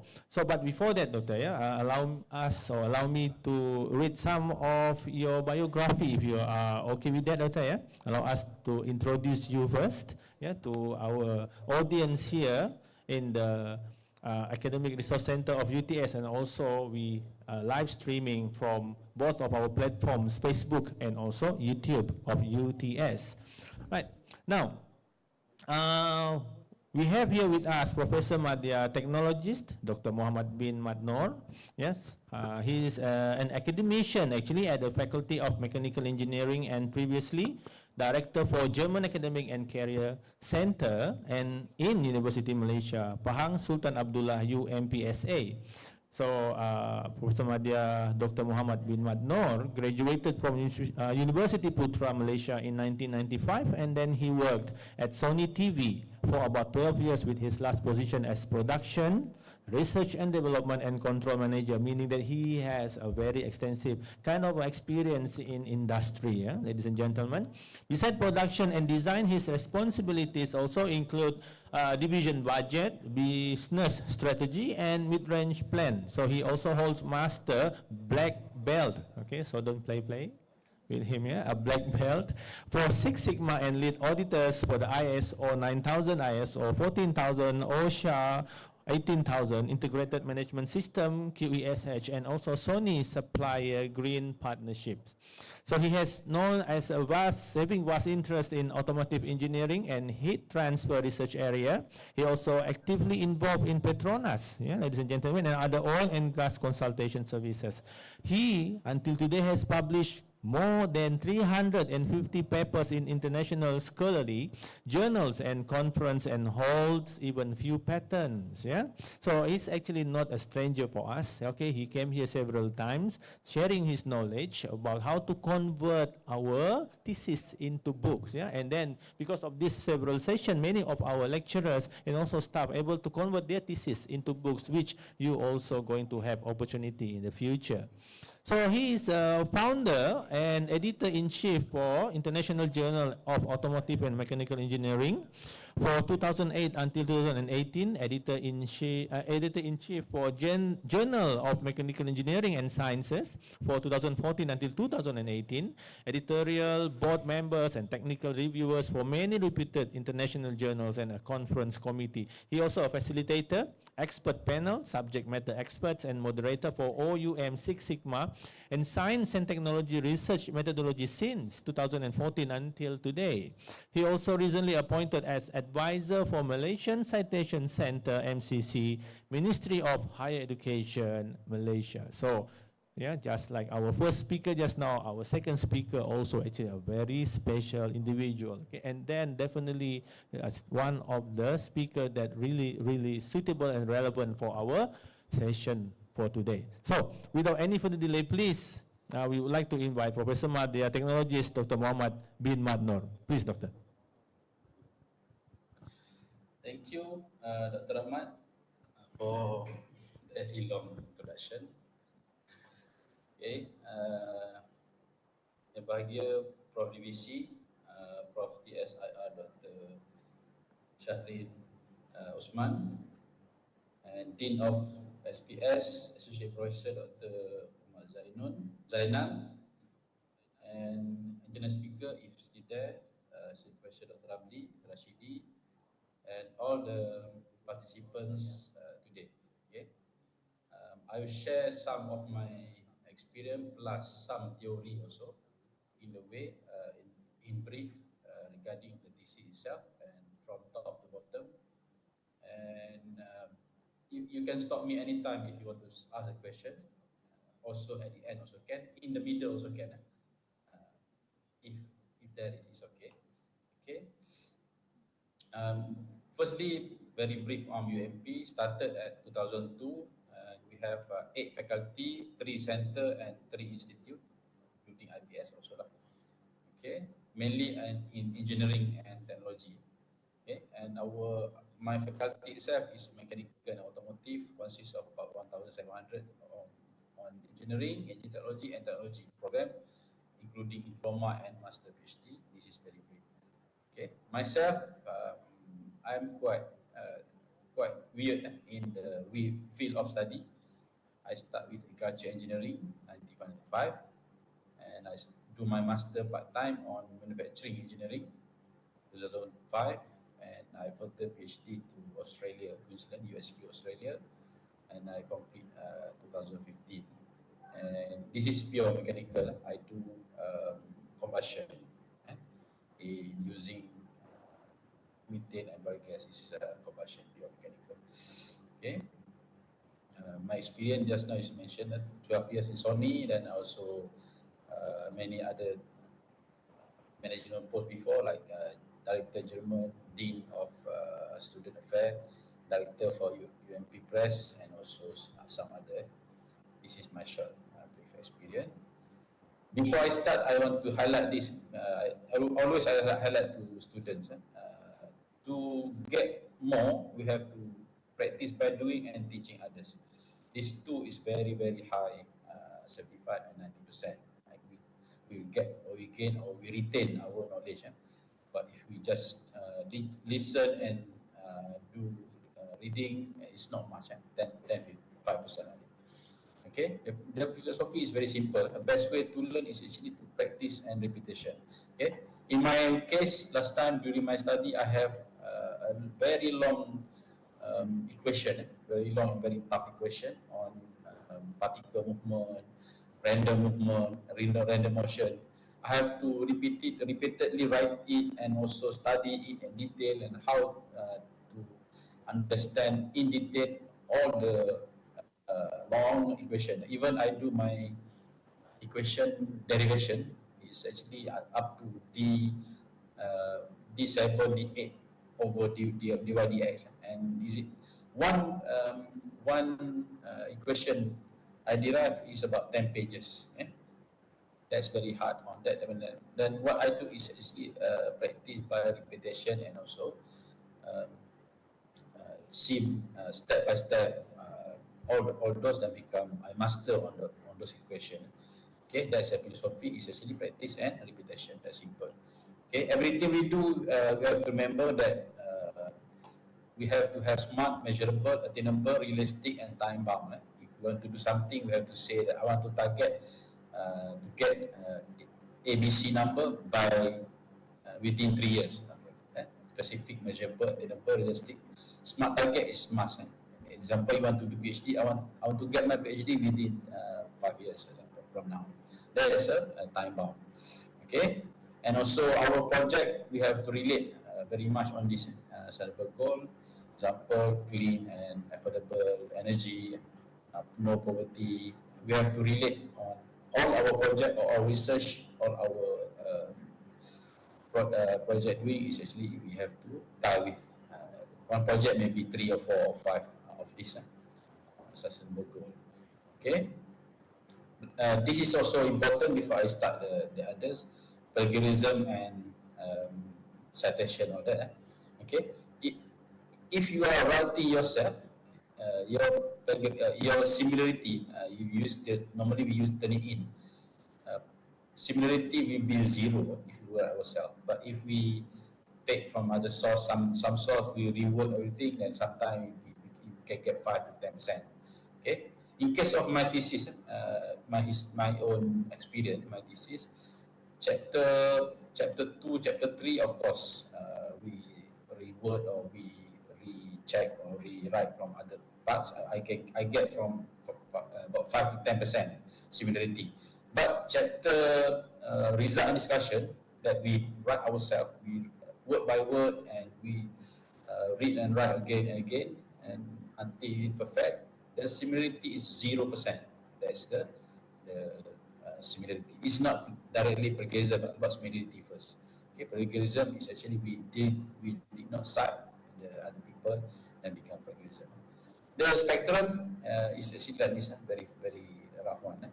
If we unintentionally, we paraphrase but still there. But if deliberate plagiarism is actually we buy, stealing, or hiring someone to write for us. That's a very, very bad attitude. Okay? What is research? Research is we can put it re and search. Repeat again and again, re. And search is to found or to find out something. That's the research. In other words, person observe the phenomenon or experimental or whatever or numerical, then we collect data, we do the result discussion. That's the flow of research. In summary, we have always heard quantitative and qualitative. Normally, if I am in mechanical engineering, normally we do a lot more on quantitative.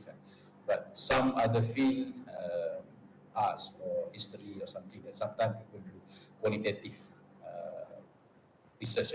Okay. The comparison is very clear, that structured data and unstructured. Statistical and summary describe larger sample, smaller sample. This is the objective-based and subjective. Survey and also or experiment and also interview of focus group. Based on numbers, based on opinion, experience. Smaller sample and larger sample. This is very clear on the comparison. Okay, then you have to sometimes people do both, qualitative and quantitative mix, but most of us is also we can do separate. What is our outline for thesis? This is overall. And we have introduction, title, abstract. Title abstract is actually we do the last in the thesis. After we complete the introduction, complete the material, literature review, result, method, discussion, then we recraft the title, make it correct, and also we rewrite the abstract to comply with all this. That's the way. Okay. In case of these two, author and reader behavior, because we are writing, as author we want to write more, publish more, but as an reader, if we are reader, we want to read less. Mean that if we are author and also we reader, we publish, of course, more, but we have to publish concise and precise because we also want to read less. We don't want to read a lot to gain certain knowledge. Okay. Basic flow of research. This is very, very, very straightforward. Problem identification, formulate research question, literature review, research philosophy and approach, research design, data collection, data processing, analysis, conclusion, and report. That's one. This is the flow of basic research. Okay. In the way of this flow, okay. In example, in my case, during my study, my PhD study, my master is a part-time, my PhD is a full research in Australia. Okay. During the study, actually, here is the changes a lot on our step by step or something.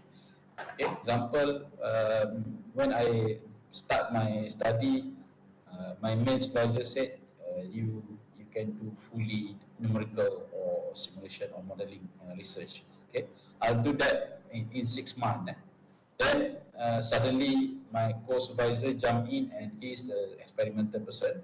My main supervisor is a fully numerical person, but my co-supervisor is fully experimental person.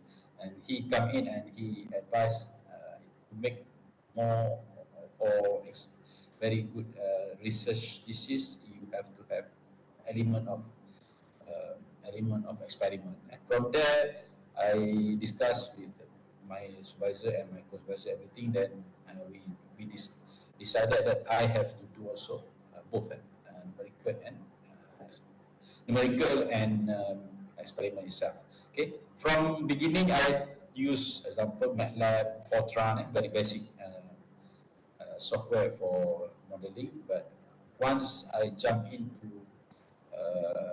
more towards both numerical and also simulation and also experiment, I changed my software to ANSYS and I designed the test rig and I make the experimental work. Develop the test rig, everything. Then beginning of your journey is very critical and very important. Otherwise, here is you setting the objective, you do the literature, everything, then after you collect data and also conclude. If here is wrong, or maybe 6 months, 6-7 months, you have a very critical time to identify the problem, formulate the question, literature review. You have to be firm on your study during the early step. Okay, this is the some of the portfolio. Structure of the proposal. This is comparison. Proposal consists of background, introduction, literature, research focus. This is the more towards general study. Then you propose a method and you expect the outcome. That's the proposal, because we didn't yet do an experiment. In conclusion, timeline, reference, appendix. In case of thesis, we have introduction, we have literature review, method, result, conclusion, and reference, all that. This is the frame of the thesis. Okay.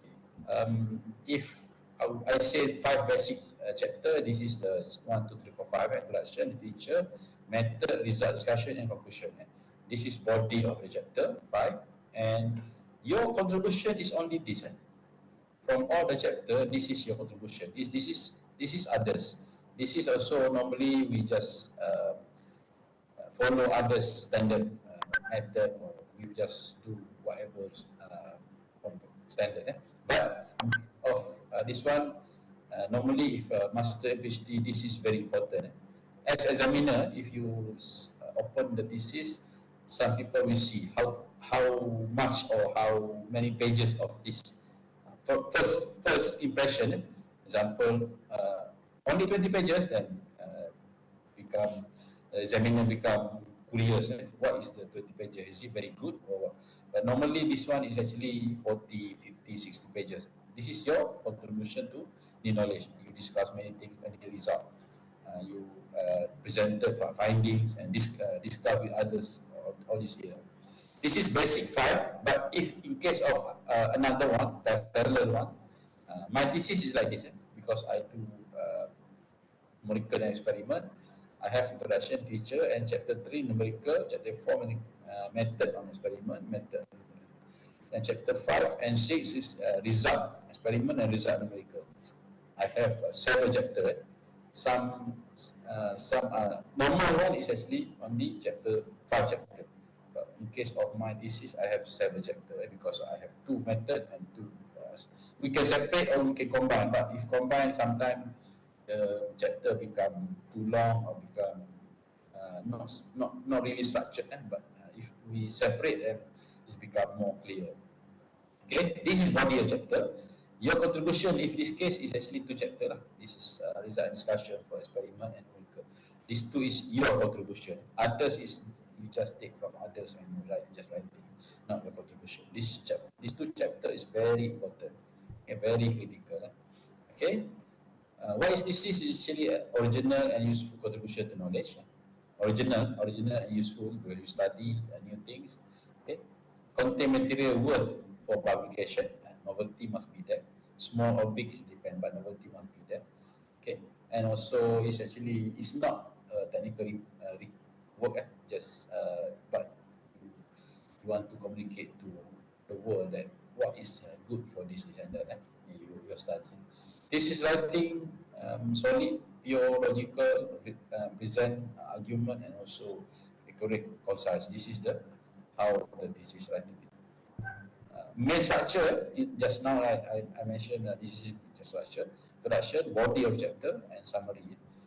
On the summary, normally we do on what was done, and issue to improve, and what will be discussed in next chapter. That's a summary of conclusion of each chapter.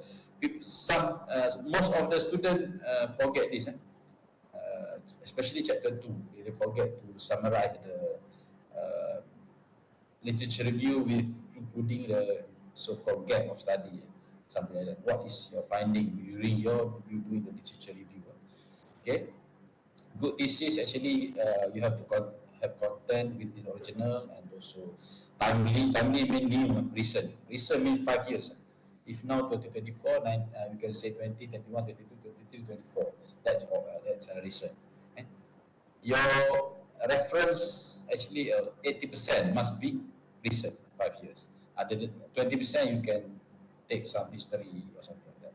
Okay, then good content, good selection, organization of flow and pattern, and presentation, writing style, grammar must be very good. Okay, that's basic.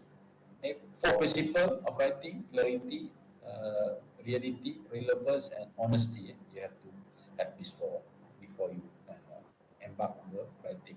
Okay. Introduction chapter is actually more on problem statement or motivation, justification or rationale of the study. You can also write directly like that. Research objective is very critical. If you have 3 objectives, you have explain all these objectives in literature review. You have to have 3 at least methodology to achieve, how to achieve these 3. You have result and discussion, all these 3, and you have to conclude all these 3. Yeah? Many students in this area, if I become examiner, they write in objective, they have something that they didn't have in literature, they didn't have in methodology and result, something like miss out. That one is actually your final review before you go for pre-viva or viva. You have to read all the objective and clearly check in literature review, in methodology, in result discussion, in conclusion. All that 3 is actually flow from objective until the end. That's a very critical. If 3, but normally you can go so 4 and 5. But to be safe, some people like 3. 3 example 3 is in to design, to experimentally or to carry out experimental, to optimize. That's 3. To design or to something like to design, to experiment, and to optimize. Or that's basic 3 example. Okay, that's simple. Okay, literature review. Actually, we have a few techniques. One of these is 12 technique 4341, which is you can say concept, theory, empirical question, assessment question, focus question. This literature review you have to cover at least you see keyword in the title and also objective. This 2 area is very critical for your literature review, because if you don't cover, if your, let's say your title is battery thermal management system for electric vehicle using nano cooling, all this must be in literature review: battery thermal management, and also electric vehicle, and also nano cooling, and all this must cover in literature review. And from objective, you say you want to do simulation study, you want to do development of test rig, you want to do the experiment. All that also must cover in the literature. What is the literature review is come from title, keyword on title, and keyword on objective. Other than that, if you put some word on scope or something, you can cover. But these 2 is very critical for literature review. Okay. The summary is actually what was done previously by others in this chapter, in the area of, example, BTMS just now, EV, and what was done before, battery cooling, what was done before, nano cooling, what was done before. What is that's a literature review. You cannot left out easily because other people will see it. Summarize the evidence, significant, highlight gaps. If any other people yet do this type of nano or this type of cooling, whatever. Okay, this is the literature. Okay, methodology, actually method of how you want to achieve the objective. You have 3 objectives, you have to clearly mention or describe or discuss how to achieve that. Example, you say to design. How do you want to design using ANSYS or using mechanical design or using whatever theory to design. To develop, what is to develop means? Are you making the test rig? If you're making test rig, then you have to write that you develop a test rig using steel, my steel, whatever bar steel, and develop all this. That's example. Okay, if you say to optimize, how you optimize to achieve the optimization of the result. Do you come up with the example equation? Okay, to show that you optimize your results. Okay, that's the method of study.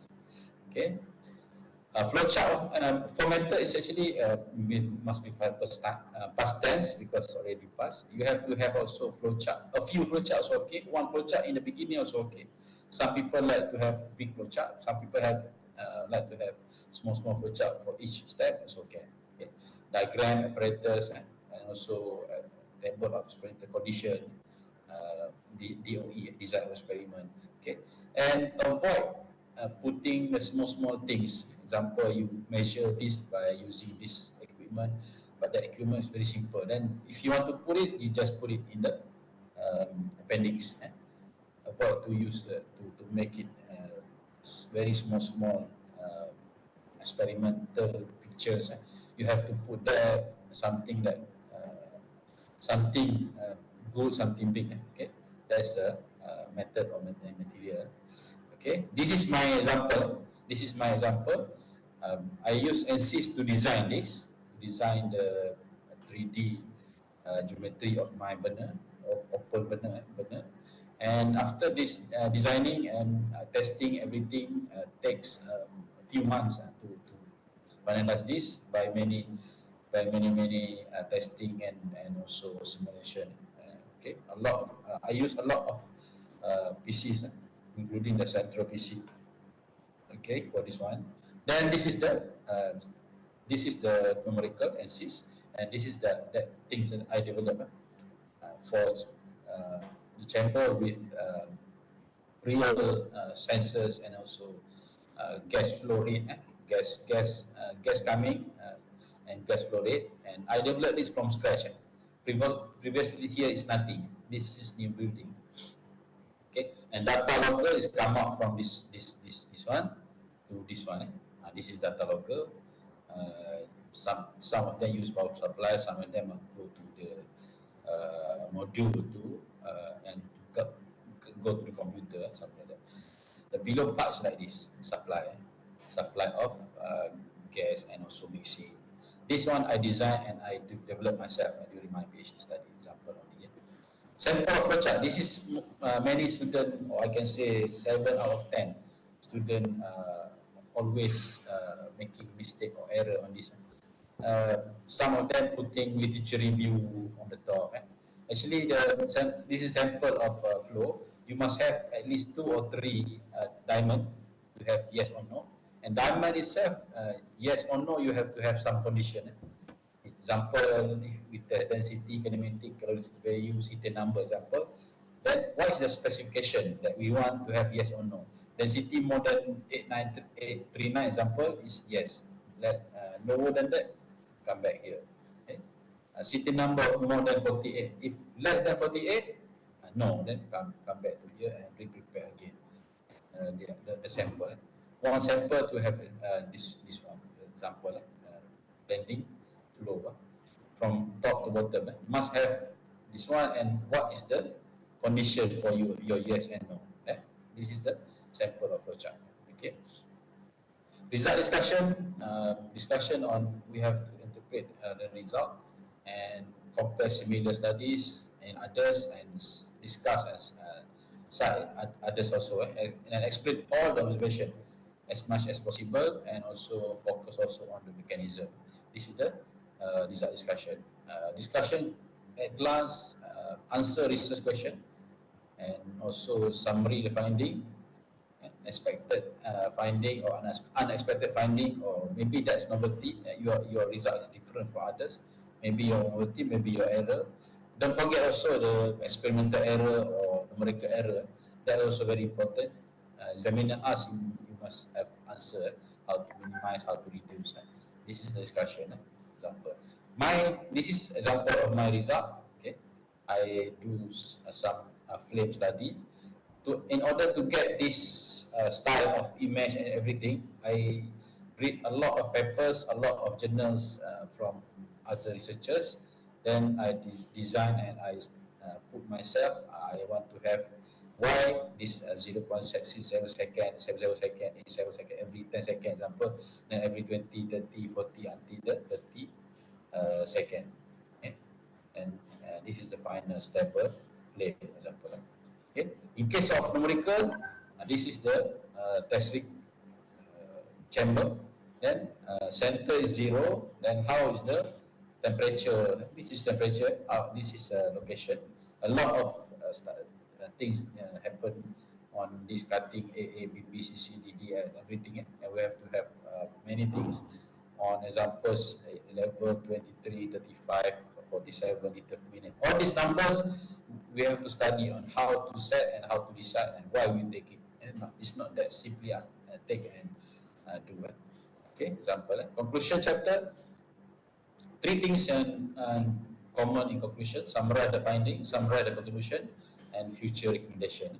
That's 3 things. Example, conclusion are not worthy summary. Okay.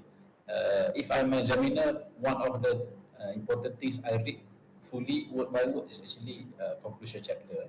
Okay. I read chapter 1, I read conclusion chapter. In the middle, I read later. Okay.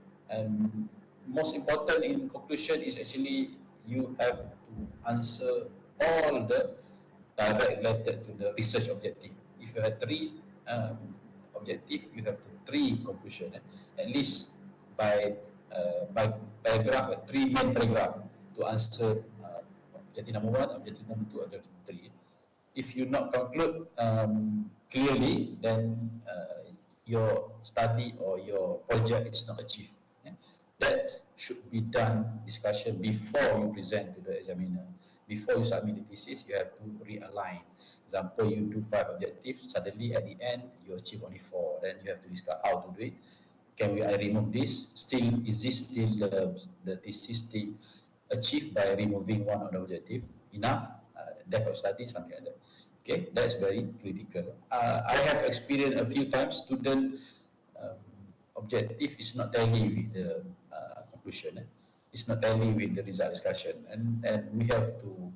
Anyway, their study is good. Their study is achievable by their level, master or PhD, but the objective wrong or the conclusion is wrong. Then we have to comment and ensure they make correction before the hard binding.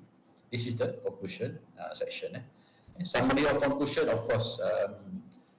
Some summary of contribution. We have to have also the example here.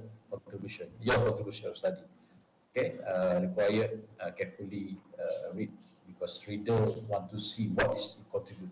Besides objective, you also said this is my contribution to the knowledge, example, or to the society. And that's the summary of the contribution. Okay.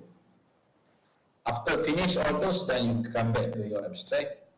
Abstract is actually the main basic abstract is actually purpose, method, result, PMR.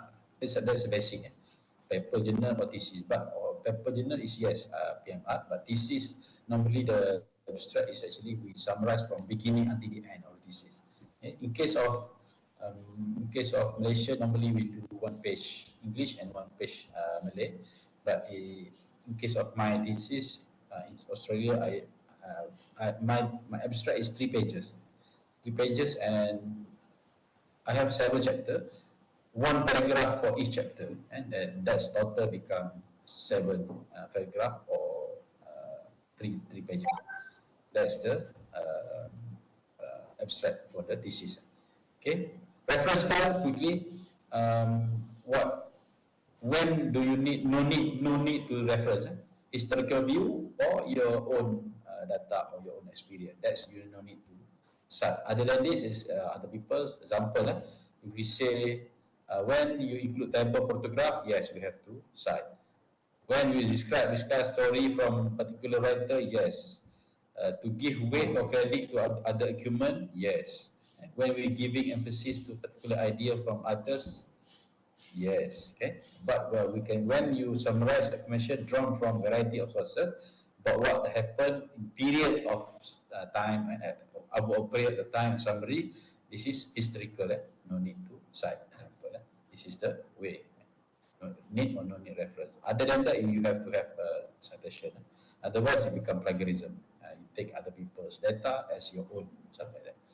Okay. 5 main reference: Harvard, MHRA, IEEE, APA, MLA, this 5. We have a lot of style. Even UTS also can do your own style by combining others and also see how it looks like best for you. Example. Okay, in name in the reference style in the text. Normally we use up-to-date, Hubbard, or sometimes also APA or MLA. This is name. Okay, and if we put number, normally MHRA or the IEEE or Vancouver. This is the famous one. Okay, reference software, we have a lot, and not Mendeley, RefWork, Zetero, PepperPy, CTV, JavaRef. JavaRef is for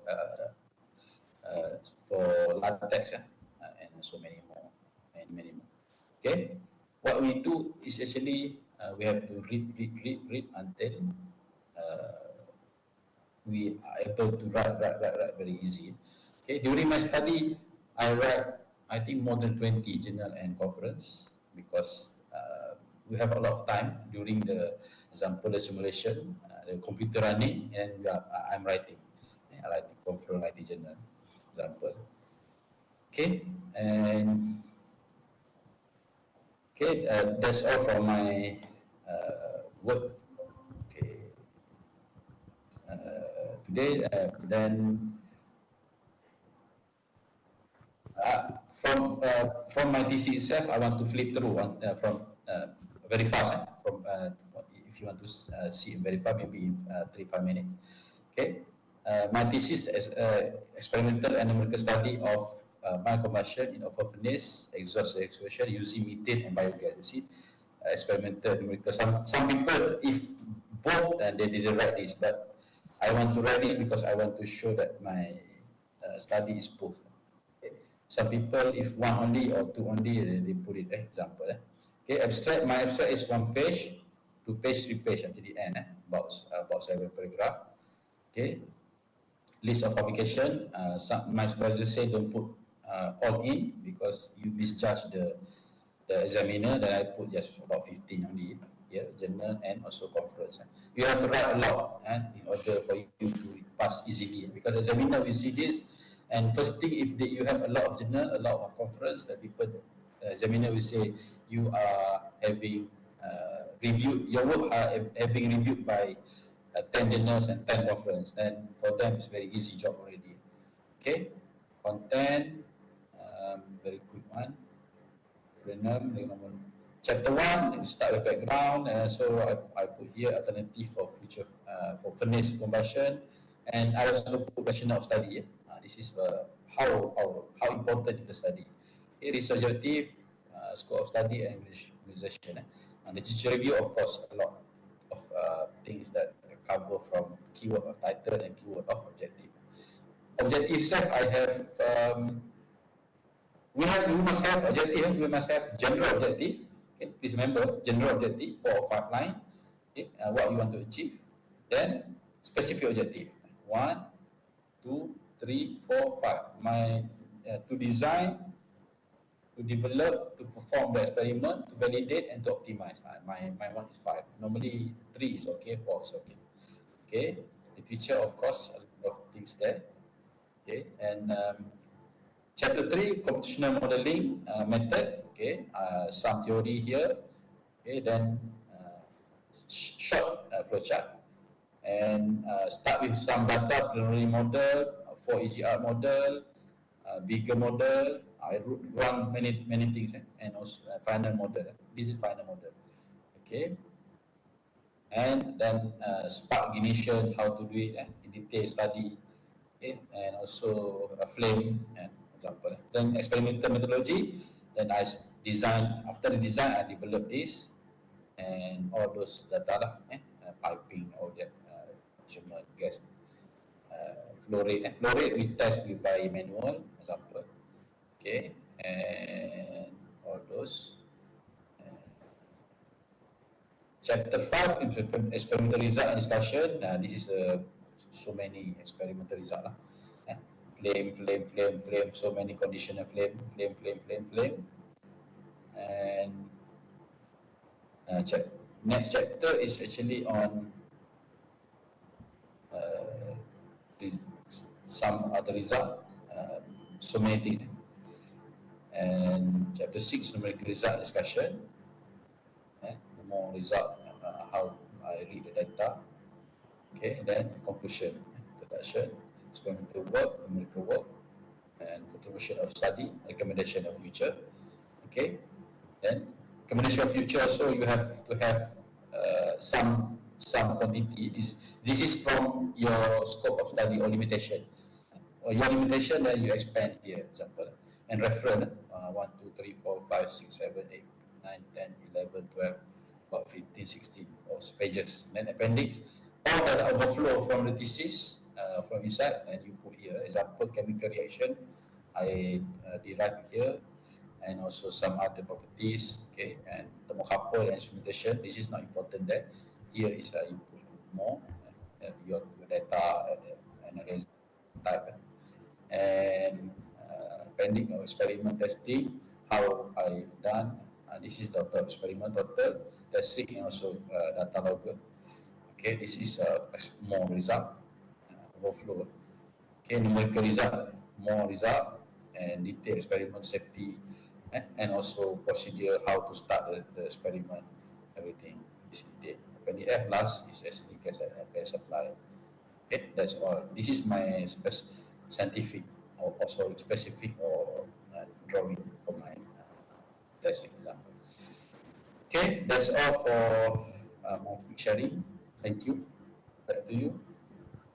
Yes, thank you very much to Professor Madya Technologist, Dr. 𝗵𝗵𝗿𝗏 for the kind sharing. As we can see just now, Dr. Mohammed did focus on the process of his thesis, okay, by showing us what he did, okay, in his research, and also he kindly enough to share us on the tips of how should we proceed with the thesis journey. Okay, but Doctor, if you don't mind, if we would like to ask you a simple question, Doctor, right? Okay, maybe you can share with us what kind of the biggest obstacle that you need to overcome during your PhD journey, and how did you overcome those challenges, Doctor? If you can kindly share with us the biggest obstacles and how did you overcome those obstacles. Thank you, Doctor.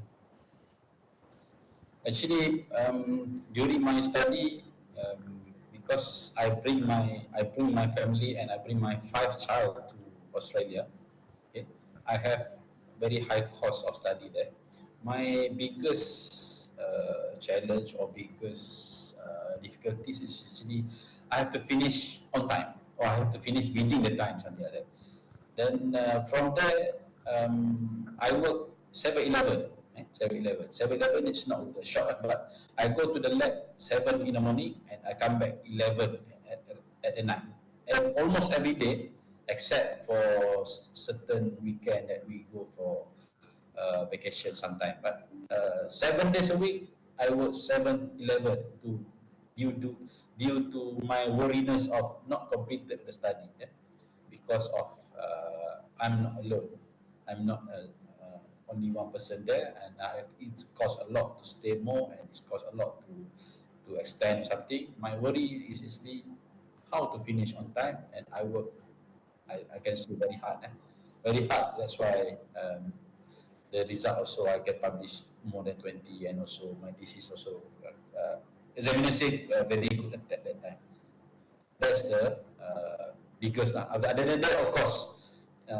We take it smaller than time.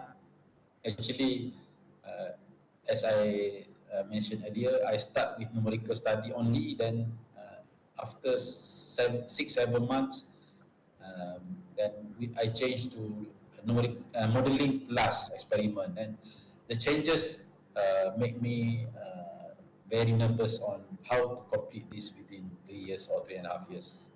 Then finally, because of our hard work and our passion and our motivation, we have to have our own motivation. Then I complete within the given time and back to Malaysia. Okay. Yeah, just like mentioned by Dr. Mohammed just now, guys, ladies and gentlemen, all our audience here, that the obstacles actually are also the motivation.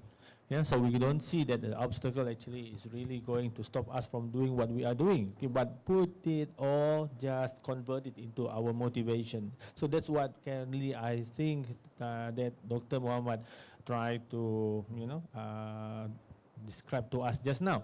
Right, so we would like to open the floor for any questions to Dr. Muhammad just now, because Dr. Muhammad currently, I mean, he's focusing on engineering. His PhD actually focusing also and having a product actually. You having a prototype, the combustion chamber, not mistaken. So maybe any of our students here, be actually having kind of similar research methodology with Dr. Muhammad. That you would like to have any question to ask, maybe, please. Not only from engineering students or engineering schools, okay, we also have from any other schools here from UTS. You also can actually ask any question, to Dr. Muhammad, please. And most of our audience, for your kind of information, they are students, okay, they are staff and lecturers also here with us, but most of them are students currently pursuing their postgraduate studies, doctor. So definitely that your sharing just now really useful for them, definitely, and maybe some question from our audience.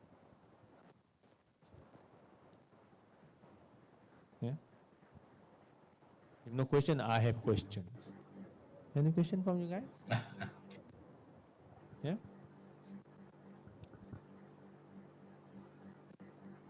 Okay, we have one question, sent to me by the our audience, not audience actually. Okay, they have question actually, but they're kind of shy, no problem, Okay. The question actually is, they would like to know what's the reason that you did the topic. Why did you choose the topic, and how did you, what makes you choose the topic, and how actually what motivates you to choose the topic actually, the topic of your research currently. I mean previously. Sorry. Okay, thank you. Very good question on my sharing just now. Actually, I'm not changing main topic of the study. The study still mild combustion flame, still there. Okay. The challenge is I changed from 100% numerical study using Fortran, using MATLAB, and I changed to modeling plus experiment. But the core studies is same. The challenge is when I change from, if we do modeling only, we no need to design and to develop the test rig. Take very long time, about 1 year to complete everything. But when we change that one, the challenge is actually time consuming because of to design and to develop. Before that, if I use only modeling, as you know, modeling is we use software like MATLAB or like NCS only, or like Fortran, and that one is the challenge is different. If you use numerical 100%, the challenge is how to write a code, long code, about 3,000-4,000 line of code, and in order to simulate and come out with novelty. Okay, that's the challenge. But if you after I change numerical to numerical plus experiment, the challenge is to develop and to design and to develop to fabricate the test rig. That's the challenge. The main study is the same, still combustion.